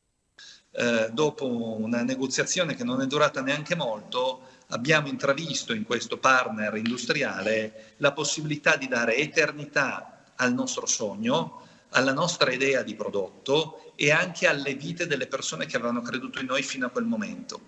Quelle 1000 persone e le famiglie legate a queste persone che insieme a noi ci hanno permesso questo piccolo successo, e certamente un cambiamento di vita fondamentale. La prima apertura all'estero, mi piace anche citare la Francia, visto che è l'argomento di questo seminario. La prima apertura all'estero in realtà non è stata in Francia, è stata negli Stati Uniti, a New York. Era il 2007, noi non avevamo soldi da investire in comunicazione, erano meno necessari di oggi, era sufficiente un budget di marketing molto più basso, allora non ce l'avevamo. Si è stati molto fortunati a aprire quel 5 di maggio del 2007 un punto vendita a New York sulla Broadway and 76, quindi nell'Upper West Side, e grazie a una semplice campagna di comunicazione basata sulla semplicità, sul collegamento diretto con i giornalisti e grazie a un gusto che in quell'occasione creammo da offrire ai giornalisti con un vino francese, per quanti vini italiani ci sono, ancora il vino francese è il più famoso al mondo, creammo uno Zabaione allo Château d'Yquem, il vino dolce più famoso al mondo, e sostanzialmente in quella settimana finimmo in una grande intervista nel New York Times con una pagina intera, la prima pagina del New York Sun e altri in realtà testate molto importanti, e ci siamo ritrovati con 100 metri di coda di clienti americani che ringraziavano, dopo aver atteso 2 ore e mezza per comprare una coppetta e un cono, e cosa ci dicevano? Grazie per aver portato, ancora i brividi, lo dico e sento i brividi perché sento ancora l'emozione, grazie per aver portato in questo angolo di New York un pezzo d'Italia. Noi amiamo l'Italia. E io vi posso dire che ovunque io sia andato ad aprire negozi, da Giacarta a Tokyo, da Los Angeles a Parigi, da Doha in Qatar a Dubai, l'Italia è amata molto di più di quanto la amiamo noi. Non è comunicata a sufficienza. C'è una comunicazione delle nostre bellezze, delle nostre capacità di accogliere le persone, a mio parere insufficiente rispetto alle capacità. Parlo in primis di Torino, che è la mia città natale, che amo enormemente, la reputo una città bellissima, ma che solo recentemente ha avuto un pizzico di luce a livello internazionale. Prima nel 2006 con i Giochi Olimpici e adesso fra poco con le ATP Finals. Quindi sì, sono gli eventi, ma sono le persone che fanno la differenza. New York, grande successo. L'anno successivo abbiamo aperto a Parigi. Il primo punto vendita a Parigi è stato un insuccesso, è stato molto difficile, complicato. I parigini sono complessi come tipologia di clientela, molto più attenti ai prodotti locali che ai prodotti importati. Ci abbiamo messo 3 anni a convincerli. Oggi i nostri negozi a Parigi sono, ritengo, i negozi di più grande successo di gelato nella metropoli francese. E da lì poi abbiamo aperto a Nizza e in altri posti. Non è stato semplice, l'investimento è stato significativo. Ovviamente la popolazione francese tende a preferire la Francia e i prodotti francesi, e se volete anche le persone francesi all'interno delle destinazioni sulle città francesi, in primis per un problema di lingua, per cui l'inglese è tanto parlato quanto in Italia, quindi poco e male purtroppo. Peggio direi che nella maggior parte dei paesi europei, e poi perché sono patriottici, quindi tendono a preferire il prodotto locale, ma anche qui alla fine ha avuto successo l'idea non di esportare un prodotto, ma di esportare un'esperienza italiana, e quindi all'interno dei punti vendita abbiamo sempre avuto ragazzi e ragazze. Nella maggior parte dei casi, ragazze, le persone che lavoravano in Grom sono ancora oggi al 70% donne con una media di età di 28 anni e mezzo. Quindi direi un pubblico femminile per la maggior parte e un pubblico giovane. C'erano scambi costanti tra i negozi italiani e i negozi esteri per avere italianità anche dietro il banco. Magari parlare un inglese o un francese maccheronico all'inizio, ma con quel sorriso che vi dicevo avere successo, ovviamente mantenendo la promessa iniziale, promessa di un prodotto d'eccellenza e di qualità. Le aperture all'estero poi si sono susseguite e sono state accompagnate da una crescita in agricoltura, perché abbiamo capito a un certo momento che per fare i migliori sorbetti possibili dovevamo coltivarci la frutta da soli. Abbiamo comprato dei vigneti nelle Langhe in Piemonte, una terra nobile per la coltivazione della frutta e in particolare dell'uva. Abbiamo piantato cultivar di frutta per fare frutta di qualità e non estetica, e abbiamo creato i sorbetti che oggi sono in realtà conosciuti in gran parte del mondo, oggi nelle mani della grande multinazionale Unilever. e abbiamo capito sempre più che il lusso andava verso una direzione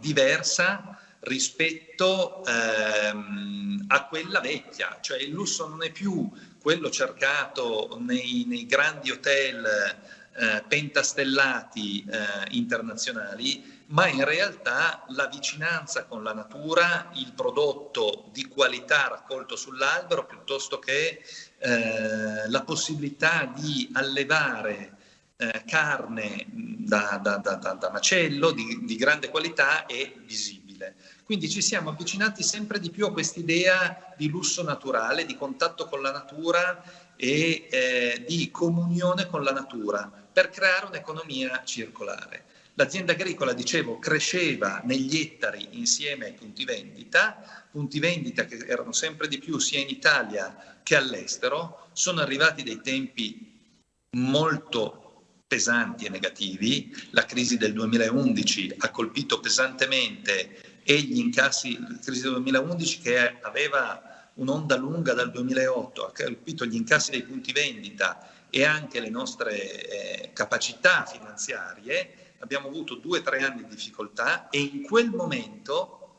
ho introdotto in azienda il premio annuale più importante, perché era fondamentale sbagliare.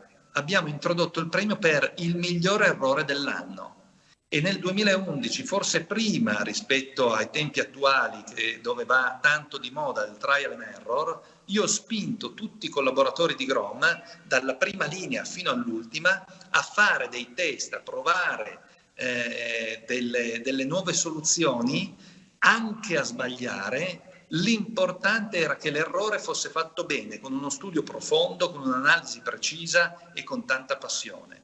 Quindi trial and error, che oggi va tanto di moda sull'online, sui siti, perché è più facile da fare, anche nel negozio fisico, sia nelle procedure che dovevano essere replicate molto simili in tutto il mondo, ma poi in realtà ogni nazione ha una sua specifica esigenza, e anche nel prodotto, per innovare, creare soluzioni diverse, migliorarsi ed essere sempre avanti agli altri. Quindi l'errore più grande che io ho fatto e che mi piace raccontare è che a un certo momento io ho avuto paura del successo. Grom in quel momento era by large l'esempio di catena di gelateria al mondo di più grande successo, e io ho avuto paura di non cambiare. E nel momento in cui uno ha successo, che deve cambiare, innovare e creare delle strade nuove anche sbagliando. Sono arrivato in ritardo, ho pagato alcuni anni di difficoltà da cui poi stavamo uscendo nel 2015, quando poi è arrivato Unilever e con un piano industriale che prevedeva lo sviluppo del nostro prodotto, del nostro brand in altri canali, e in qualche modo questa era una scelta necessaria e indispensabile. Parlo dei canali dei supermercati e altre nazioni estere. Dopo pochi mesi in realtà di negoziazione, io e Guido siamo rimasti come amministratori delegati, mantenendo la totale italianità dell'azienda a Torino, poco distante dal centro, e cedendo le azioni al gruppo Unilever. In quel momento io ho incominciato a pensare, come dicono gli americani, al mio second half time, al secondo tempo della mia vita, e mi sono visto sempre più vicino alla natura, all'agricoltura e alla ricezione di clienti italiani e stranieri. Questo ha portato l'azienda agricola Muramura, che produceva frutta, a diventare un'azienda vitivinicola. Devo essere sincero, ovviamente l'exit di Grom con Unilever ci ha permesso di fare degli investimenti che diversamente non avremmo potuto fare. Vi ricordo sempre che il totale investimento in Grom è stato di 32.500 euro a testa. Questo è stato il totale capitale che abbiamo messo nel 2003. E dopo 12 anni abbiamo venduto le nostre azioni a Unilever. Con quella vendita abbiamo investito in Piemonte, nelle Langhe, un altro luogo d'eccellenza come tanti in Italia, come la Sardegna, come la Sicilia, come la Toscana. Direi quasi praticamente tutte le regioni sono eccellenti a loro modo, creando un'azienda vitivinicola che vuole ripetere in qualche modo le orme di Grom nell'eccellenza del prodotto. e a breve verrà inaugurato anche un relais per creare questo ecosistema per ricevere delle persone e un ristorante. Questo in qualche modo è il cambiamento che ho affrontato più di recente, e insieme a questo, e poi chiudo perché so che i tempi sono stretti e magari ci sarà qualche domanda, mi sono voluto dedicare all'altra mia passione, che è la formazione, che è il training. Lo dicevo prima, per noi è stato fondamentale avere all'interno dei negozi delle persone preparate, formate e sorridenti. E in qualche modo io ero ossessionato, avendo 1000 persone in tantissime location del mondo, che queste persone avessero una mentalità imprenditoriale, che pensassero come se il negozio fosse di loro proprietà e quindi attuassero tutte quelle decisioni da imprenditore, prendendosi dei rischi, non facendo i manager puri, ma prendendosi dei rischi, andando incontro a degli errori, ma gestendo l'attività come se fosse la loro. Questo vuol dire avere soft skills che non sono disponibili a tutti, questo vuol dire dedicare tempo alla formazione. Io dal 2020 ho investito in una società che fa formazione online, dove sono socio attivo, è la seconda società in Italia che fa online education, e abbiamo, insieme al fondatore di questa società, la società si chiama corsi.it, creato un modulo che si chiama mentalità imprenditoriale, proprio per insegnare a tutti, ma soprattutto alle persone di medio e basso livello, perché da lì deve partire l'innovazione, tutte quelle capacità, tutti quegli skills che sono necessari per entrare dentro un albergo, entrare dentro un aeroporto, entrare in qualunque attività commerciale, imprenditoriale, meccanica, di qualunque tipo, e portare il cambiamento e l'eccellenza. L'eccellenza parte dal basso, parte da quello che quelli che gli americani chiamano il blue collar. L'imprenditore deve cercare di gestire tutta questa innovazione e portarla avanti con delle persone che poi facciano execution. E questa è la mia altra grande passione oggi, insieme a Muramura, corsi.it, che è un po' un'attività di give back.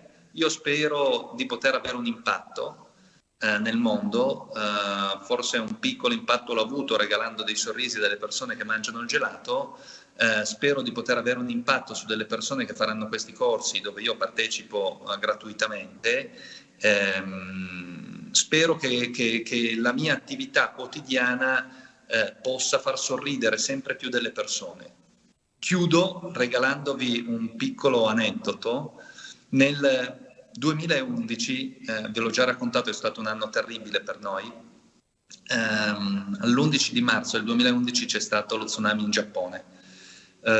Questo tsunami è partito, è arrivato fino sulle coste della California. Quella mattina noi stavamo aprendo altri 3 punti vendita in Giappone. Insomma, io ho visto il crollo finanziario della società per un investimento rilevante che avevamo fatto in Giappone. Dopo pochi mesi ho pensato che cosa fare per ringraziare il nostro partner in Giappone, che mai aveva smesso di lavorare sui punti vendita insieme a tutti i ragazzi.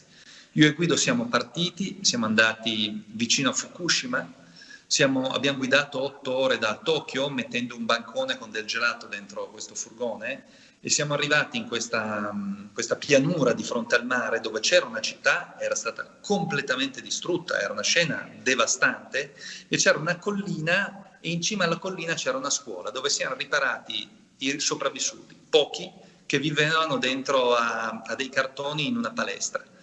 Ci siamo messi a servire il gelato e c'era un bambino in un angolo che piangeva, un bambino piccolo, piangeva disperatamente. Era un bambino coi capelli neri a spazzola, avrà avuto 5-6 anni, che è l'età di mio figlio, e se ci ripenso oggi mi viene ancora più il magone. E non veniva a mangiare il gelato, forse non aveva mai visto un gelato nella sua cittadina. Alla fine, quando abbiamo servito tutta la coda, anche lì c'è stata la coda, siamo andati vicino a questo bambino e abbiamo provato a fargli assaggiare del gelato.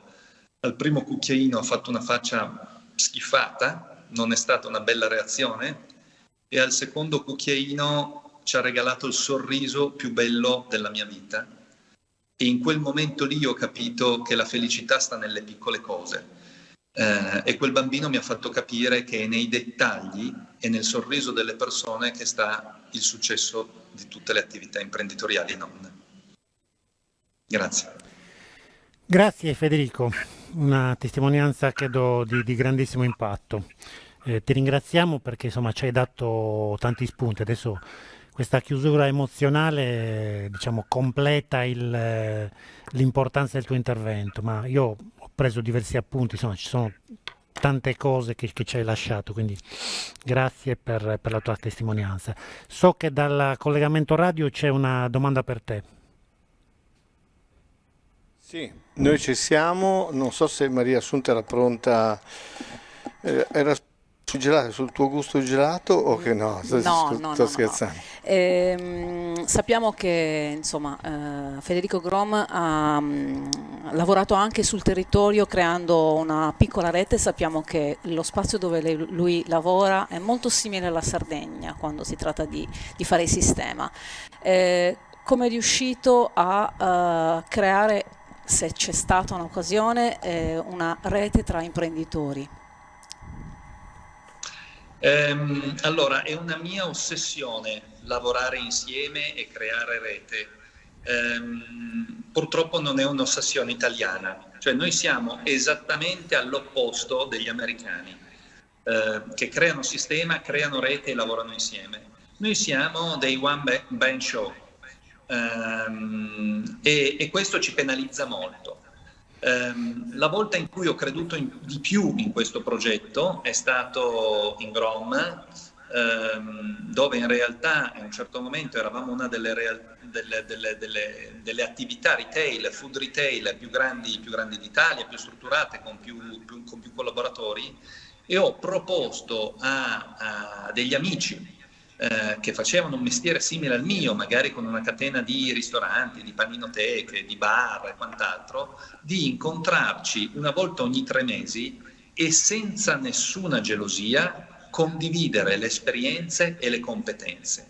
Questo ha portato in primis il sottoscritto a mettere sul tavolo investimenti fatti che fossero legali piuttosto che di conoscenze di mercati, partner locali, a imprese più piccole o molto più piccole, e a creare una sinergia, una amicizia, una fiducia incredibile per poter lavorare insieme, risparmiare e andare insieme verso certi obiettivi. Oggi sto cercando di fare la stessa cosa, non so se sarà possibile, è molto più complicato nel mondo del vino, ma mi piacerebbe creare sinergie tra i produttori. Partiamo dal Piemonte, delle Langhe, quindi grandi produttori che fanno Barolo, Barbaresco in primis e poi Barbera, e creare simili sinergie. Sono da poco nel mondo del vino, è un mondo molto chiuso, dove ognuno pensa di avere il proprio segreto. Io vi posso dire che in Grom le ricette non erano un segreto, le location non erano un segreto, la qualità delle persone è stato un segreto. Tutto il resto si può condividere e con la condivisione si lavora meglio e con obiettivi più elevati. Cioè bisogna spingere in alto gli obiettivi, ma per renderli raggiungibili bisogna lavorare insieme. Spesso mi accorgo, perlomeno dal territorio in cui vivo, anche da un punto di vista turistico, che i budget di comunicazione sono ridicoli perché sono troppo frastagliati. Non ha nessun senso che il Piemonte non lavori insieme alla Lombardia, piuttosto che Torino sia sola e Asti abbia un altro budget. Immagino e temo che sia così anche nel resto d'Italia, e questo porta a parcellizzare i budget e a raggiungere obiettivi risibili in termini di comunicazione. Molto, molto bene Federico, grazie a Federico Grom, testimonianza credo di grande rilievo, quindi è un ringraziamento molto, molto, molto sentito quello che ti faccio, hai dato veramente un contributo di rilievo, quindi grazie. Speriamo di poter avere ancora occasione di averti con noi, magari in presenza in una delle prossime occasioni del prossimo biennio. Avrei una buona scusa per tornare a Puntaldia, che oggi è il mio luogo di vacanza. Benissimo, allora molto volentieri ti vediamo qui ad Olbia, dai. A presto. Ciao a tutti, buona serata. Buona serata.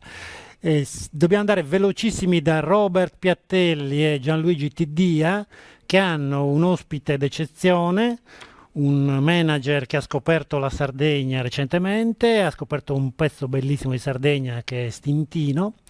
Insieme a lui avremmo dovuto avere Agostino Cicalò, ma c'è stato un piccolo contrattempo per cui Agostino si scusa, è dovuto scappare, quindi utilizzate, se volete, Francesco Morandi e Gian Simone Masia nella vostra chiacchierata.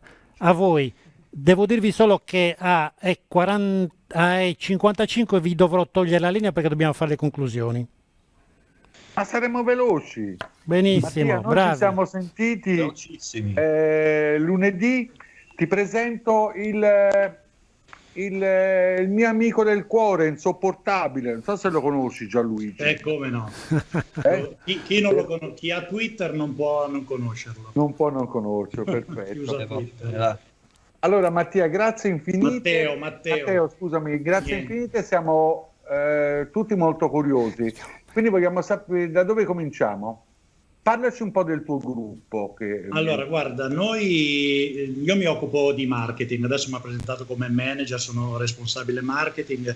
Il nostro è un gruppo che usare il termine gruppo è anche forse un po' troppo ambizioso, però facciamo le cose molto bene e veniamo da una lunga storia, adesso la faccio abbastanza breve per non annoiare troppo. Noi veniamo da una realtà nelle Marche, una grossissima struttura nelle Marche, a Numana precisamente, dopodiché, parentesi chiusa nel 2009, dopo più di 30 anni, si chiude una porta, si spalanca un portone, ci ritroviamo a gestire strutture al di fuori della nostra regione di provenienza. Quindi attualmente abbiamo 2 strutture che gestiamo in Puglia, questo nuovo gioiellino appunto in Sardegna a Stintino, e abbiamo anche esperienza di gestione in Messico sulla Riviera Maya, a Tulum e a Playa del Carmen nello specifico. Ma parlando appunto dell'argomento di oggi e della vostra fantastica regione, intanto saluto tutti, ovviamente ringrazio Lucio, Maria Assunta, che sono stati i primi 2 contatti che ho avuto nella vostra meravigliosa regione, mi hanno dato una grandissima mano a tutti noi, insomma, per partire. E diciamo, io focalizzerei l'attenzione su un paio di punti secondo noi importanti che sono stati toccati oggi, ma anche nello scorso webinar sulla Germania, quello di insomma trovare nuovi modelli turistici per appunto la competizione che soprattutto la Sardegna ha con tutta l'area del Mediterraneo. E noi ne abbiamo identificato uno ormai da un decennio con le Cale d'Otranto, e abbiamo una struttura, questa Le Tonnare di Stintino, che è un over 12. Qualcuno potrà storcere il naso, abbiamo avuto anche qualche attrito con Otranto, soprattutto Gianluigi ne sa più di me, gli haters sui social, ma come accettate i cani e non accettate i bambini? Su Otranto è stata una scelta forzata perché la struttura era un ex Club Med, e anche qui torna in gioco la Francia, per cui prodotto che sappiamo piace molto al pubblico francese. Loro addirittura erano over 18, noi l'abbiamo fatto over 12, quindi aperto più sia ai senior, come diceva Maria, mi sono appuntato il nome, Maria Elena Rossi, scusate, dell'Enit, sia ai senior che alle famiglie, però famiglie senza bambini piccoli. Quella di Stintino invece, Le Tonnare di Stintino, la scelta dell'over 12 è una scelta prettamente commerciale, perché comunque abbiamo visto che è un prodotto di nicchia, ci rivolgiamo ovviamente ad una nicchia, è un prodotto che piace e soprattutto è un prodotto, a detta di molti, ci hanno detto, molto molto nuovo per la Sardegna. Quindi noi portiamo un po' questa nostra esperienza che abbiamo abbiamo maturato su Otranto, la portiamo anche a Stintino. L'altra peculiarità nostra, della nostra struttura di Stintino, è anche quella e sono felice che oggi ne abbia parlato sempre Maria Elena Rossi, della ripartenza del mais, perché comunque dal estate 2022 saremo una delle pochissime, forse l'unica struttura business e leisure nel nord-ovest Sardegna, con una sala congressi da circa 400 posti, quindi saremo proprio anche un prodotto molto aperto a società che fanno incentive, che fanno meeting, che fanno congressi e siamo sul mare, quindi diciamo sono due bei punti di forza che ci rendono fiduciosi per questa nostra nuova avventura comunque in Sardegna. Quando avete aperto, Matteo? Allora, noi quest'anno abbiamo preso la gestione a giugno per aprire a luglio, quindi diciamo abbiamo aperto proprio quest'anno, e quindi l'obiettivo nostro è proprio quello di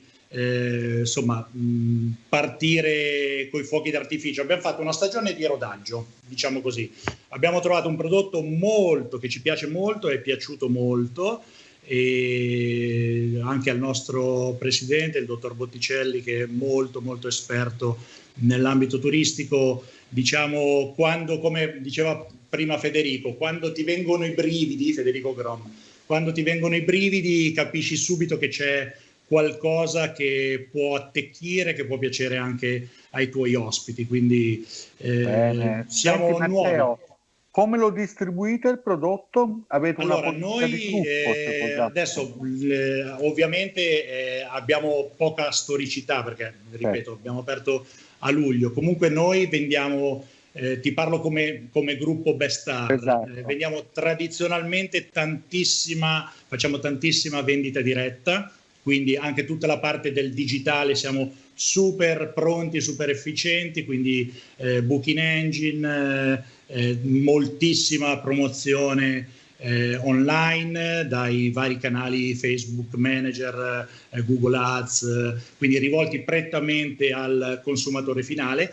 Per l'estero, perché la Sardegna ovviamente puntiamo molto anche alla parte estero, chiaramente ci appoggeremo, perché anche il TTG ci ha dato molti spunti, molti punti di incontro con operatori anche stranieri, e ci appoggeremo anche a dei tour operator. Però tendenzialmente noi, il gruppo Bestar, la nostra famiglia, viene da una lunga storia di vendita diretta, tantissima vendita diretta. Prima di passare la parola al mio amico di Scorribande, noi ci vediamo sempre verso le 6:30, una volta al mese, e abbiamo un ospite che dobbiamo cercare di fargli uscire qualche cosa di interessante per le 6:30, ovvero dopo 2 ore e mezzo di un qualche cosa che si è tirato fuori tutti quanti i numeri. Per cui Gianluigi, posso dire, Gianluigi, che tu c'hai una moglie che è la migliore cuoca della Sardegna? No, lo sa tutta Italia, tutta Italia. Che santa moglie. Tra l'altro non è manco una cuoca, è un ingegnere, ed è offesissima perché io la faccio passare come cuoca, infatti. No, vabbè. Mi piace molto questo esperimento, vi seguo, sai Matteo, con un occhio proprio da lontano. Mi chiedo quanto hai parlato, insomma, dei problemi anche legati alla scelta di fare un over 12, quanto ricercare una nicchia, estendendo un po' il discorso anche in generale, può essere interessante. Yarak ha parlato di sicurezza, cultura, enogastronomia oggi come asse da seguire, turismo attivo Maria Elena, e Joseph ha focalizzato sul turismo itinerante, Federico ha detto il sorriso come elemento, diciamo, che aiuta. Quanto ricercare appunto le nicchie può essere un modo per riuscire a inseguire quella famosa destagionalizzazione, al di là della questione dei trasporti. A noi ha portato tanto, l'esempio chiaramente pratico ce l'abbiamo su Otranto, e a proposito di quello che è uscito oggi mi sono segnato un appunto interessantissimo legato a questa domanda che mi fai tu, da David Yarak, quando lui ha detto la fidelizzazione, quanto è importante avere fidelizzazione, perché si riflette anche molto negli investimenti, perché tu hai un passaparola. Lui ha portato l'esempio, credo proprio fosse la Spagna, la prima in classifica, aveva un 85% di diciamo repeaters, chiamiamoli così, quindi persone col passaparola che ti portano anche a dover investire molto meno nella pubblicità.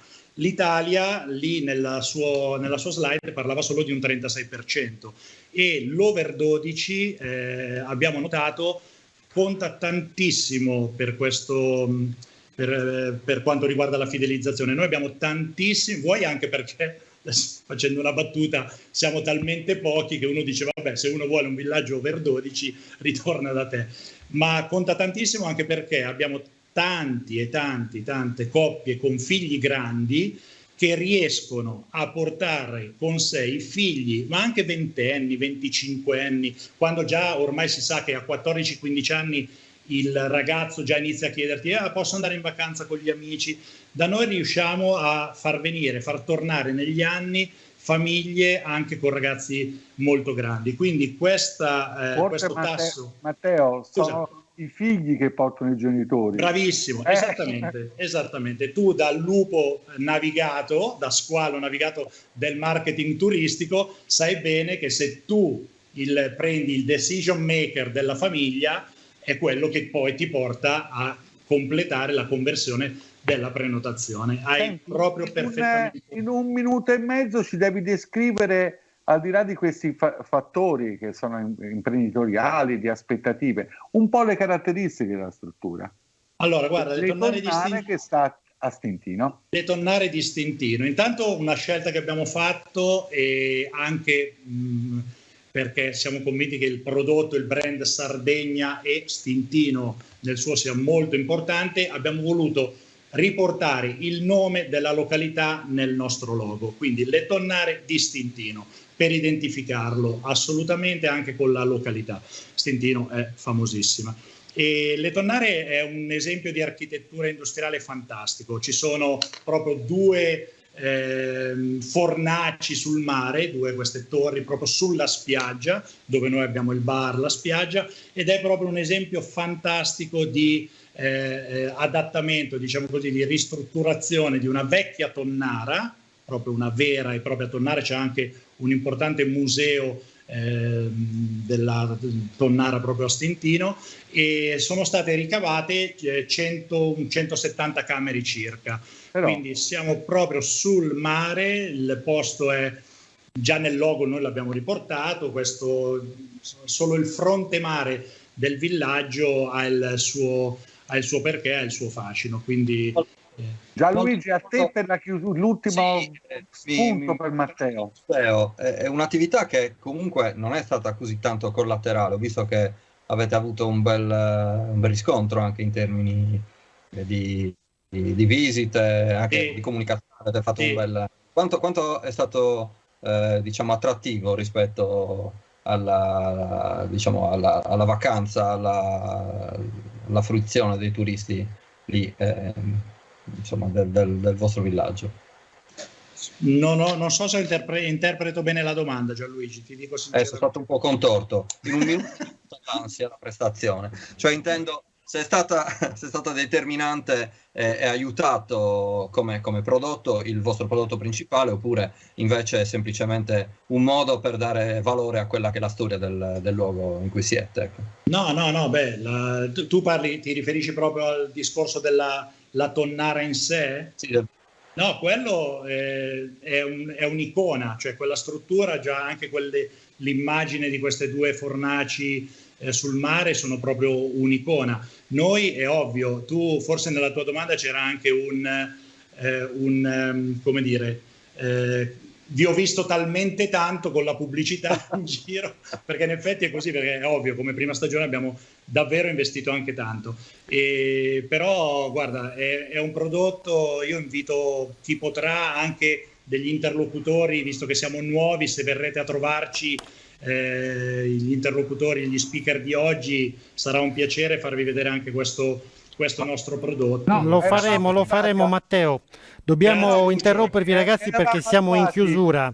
Devo salutare Max e chiedere ai miei interlocutori qui che cosa gli è rimasto di questa giornata, di questa bella giornata sulla Francia. Iniziamo da Francesco.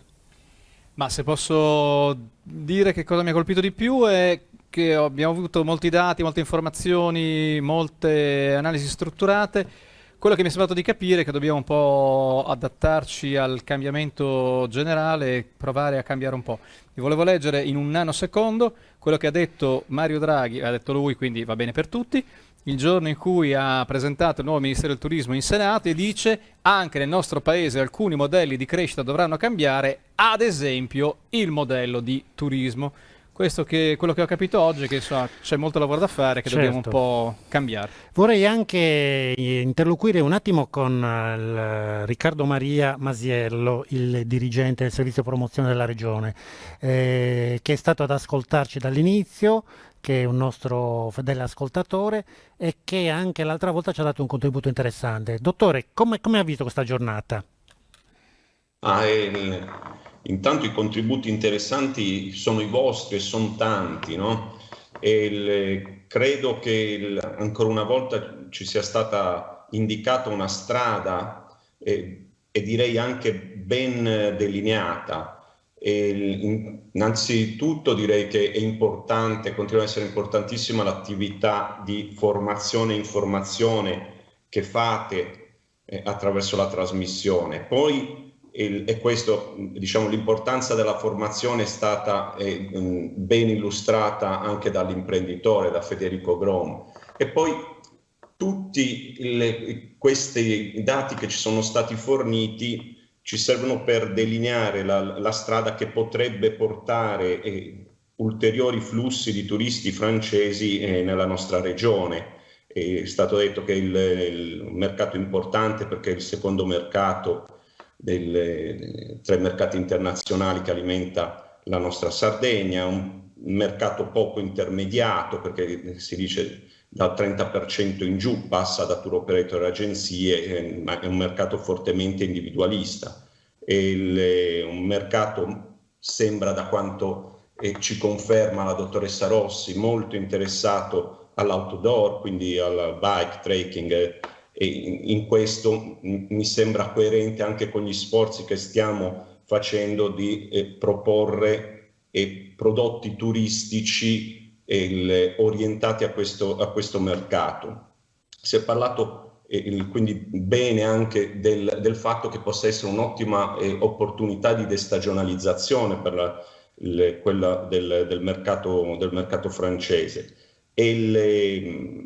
Ora, per creare bene questo flusso mi sembra che la strada sia quella di puntare quindi su diversi prodotti, non su un prodotto turistico unico, e quelli che sono stati delineati mi sembrano perfettamente coerenti con la nostra strategia, ma per promuovere non più una destinazione ma dei prodotti ci vogliono contenuti mirati, quindi il nostro sforzo è quello di sviluppare dei contenuti che ci agevolino a trasmettere il singolo prodotto su target specifici. L'ultimo intervento, questo appena finito del dottor Musazzi, ci fa capire quanto possa essere importante la targetizzazione, ecco che quindi individuare i target interessati ai singoli prodotti turistici che noi possiamo proporre diventa una fase importante, e poi veicolare il contenuto sviluppato ad hoc per alimentare l'interesse di questi target sarà la nostra sfida per il futuro. Ringrazio ancora tutti. Grazie dottore. Vorrei sentire a questo proposito, proprio sull'importanza della giornata per gli imprenditori anche, Confindustria. Gian Simone. Sì, no, allora, ho seguito con tantissima attenzione tutti gli interventi e mi sono rimaste diverse cose impresse, in particolare Davide Iara, credo, ha parlato delle tre motivazioni che spingono i turisti francesi a muoversi. Uno è stato quello, forse in questo momento incidentale, della safety, della sicurezza, e chiaramente tutti la cercano. L'altro era quello dell'aspetto enogastronomico, e credo che la Sardegna possa offrire tanto su questo versante, e l'altro aspetto era quello culturale. Ora, da questo punto di vista, non che la Sardegna non possa offrire, anzi, forse però la ricchezza del patrimonio, specialmente quello archeologico, delle chiese eccetera, è molto sparpagliato in giro per la Sardegna, e quindi metterlo a sistema sarebbe cosa buona e giusta. Però sto pensando, qua mi rilaccio anche all'intervento che ha fatto Joseph Veillac, quando ha fatto riferimento per esempio al fatto che i turisti francesi siano andati in Croazia. Noi per esempio su questo versante, mentre imperava la pandemia, ci siamo mossi come Confindustria e abbiamo portato avanti un'iniziativa che spero porterà dei frutti molto importanti, che è una forma di turismo attivo a cui credo i francesi siano molto sensibili, e abbiamo fatto approvare dalla Regione Sardegna, prima in Italia, una legge sul turismo, sull'albergo nautico diffuso, intendendo una forma di navigazione costiera di imbarcazioni di lusso che potranno essere utilizzate per conoscere la Sardegna vista dal mare. Quindi questa è una cosa su cui credo che con i francesi, che sono molto amanti del mare, si potrebbe portare avanti con una certa intelligenza. E poi un'altra cosa di cui io sono fermamente convinto, doveva esserci Agostino Cicalò qua. Io sono andato all'inaugurazione della sua struttura alberghiera a Porto San Paolo, venne fatto un bellissimo buffet sulla terrazza e di fronte c'era Tavolara che si tocca con un dito. Io ho detto: questo è il vostro Louvre, gli dissi. Ma il concetto che voglio esprimere è che poi abbiamo già iniziato con un progetto che si chiamava Mediterraneo in Rete alcuni anni fa, facendo per la prima volta nella storia un convegno sull'isola di Tavolara. Noi abbiamo cercato di far ragionare, questo do anche l'input al dirigente della regione, di mettere in rete tutte le aree marine protette e parchi non solo del nord Sardegna ma anche del resto della Sardegna, per far sì che l'unione da Porto Conte fino ad arrivare all'Asinara, alla Caprera, ora c'è anche l'area marina protetta di Santa Teresa, fino ad arrivare a Tavolara, arrivare a Tepilora e giù, far diventare, visto che abbiamo deciso in passato di non fare campi da golf perché deturpavano territorio, perché avevano necessità, di fare invece di questi valori che sono immensi, che sono valori ambientali, che potrebbero essere diffusi in particolare anche con le scuole, le università e comunque un certo tipo di turismo amante dell'aria aperta, amante dei valori che possono essere conosciuti all'interno delle marine protette dei parchi, che possono essere sfruttati in periodi anche di bassa stagione con molto profitto. E poi ci aggiungerei un'ultima cosa, che si parla tanto di spopolamento dei paesini della Sardegna, di molti paesini spesso e volentieri, non solo dell'interno, anche vicino alle coste,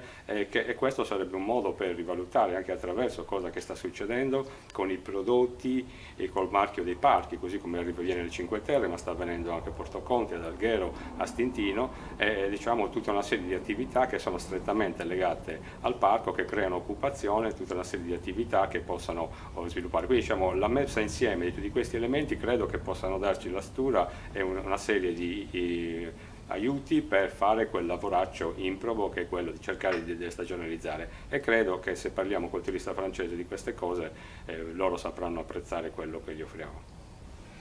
Grazie Giansimone, tieni pure il microfono, tanto noi siamo microfonati. Professor Usai. Lucio, possiamo essere contenti, un'altra giornata produttiva. Se devo pensare a 3 parole che possono sintetizzare i diversi momenti che abbiamo vissuto in queste ore trascorse insieme, posso riflettere sulle idee, tante idee messe in campo oggi, tante prospettive, sul coraggio, perché per affermare quelle idee e portarle sul mercato ci vuole il coraggio, che è quello degli imprenditori che devono aiutare questo prodotto ad essere molto performante e competitivo. E poi il sorriso, perché di fatto il nostro amico Grom ci ha ricordato che il sorriso è una componente talmente naturale e talmente di base di qualunque tipo di prodotto che non possiamo farne a meno. E allora questi 3 ingredienti, queste 3 dimensioni poi alimentano anche una visione alla Sardegna tanto cara, che è quella del turismo sostenibile. Se ci pensate, è un turismo naturale, un turismo che riesce a stare in equilibrio con tutto, esattamente come questi 3 ingredienti. Le idee ce le abbiamo tutte, il coraggio lo dobbiamo avere, ce l'abbiamo, delle volte non lo tiriamo fuori, e il sorriso è connaturato. E allora io credo che con queste 3 parole, con questo spirito, possiamo dare l'appuntamento alla prossima occasione. Lucio, a te l'ultimo saluto come padrone di casa. Sì, ci rivediamo ancora per 2 appuntamenti. Avremo per il prossimo mese, a novembre, il mercato Svizzera, che come abbiamo detto è il terzo mercato per importanza, e poi chiuderemo in bellezza col mercato del Regno Unito, quindi con gli inglesi, ricordandoci che quest'anno purtroppo gli inglesi sono mancati in maniera quasi totale, ma già dall'anno prossimo immaginiamo che il mercato si possa riaprire, per cui sarà molto interessante vedere le prospettive, le previsioni su quello che sarà un grande recupero del mercato inglese. Quindi io ringrazio tutti naturalmente. Naturalmente ringraziamo anche Maria Assunta e Max, che insomma svolgono un lavoro prezioso interagendo con gli interlocutori sulla radio. Ringraziamo naturalmente il dottor Masiello e la Regione Sardegna che sono finanziatori di questa iniziativa, quindi ci credono, ci hanno creduto e continueranno a crederci anche per il prossimo biennio, visto che il programma continuerà. Un grande saluto a tutti e un grazie per tutti i vostri contributi e per l'attenzione che ci avete dedicato. Vi aspettiamo per la prossima edizione a novembre, il 17 novembre. Buona serata a tutti.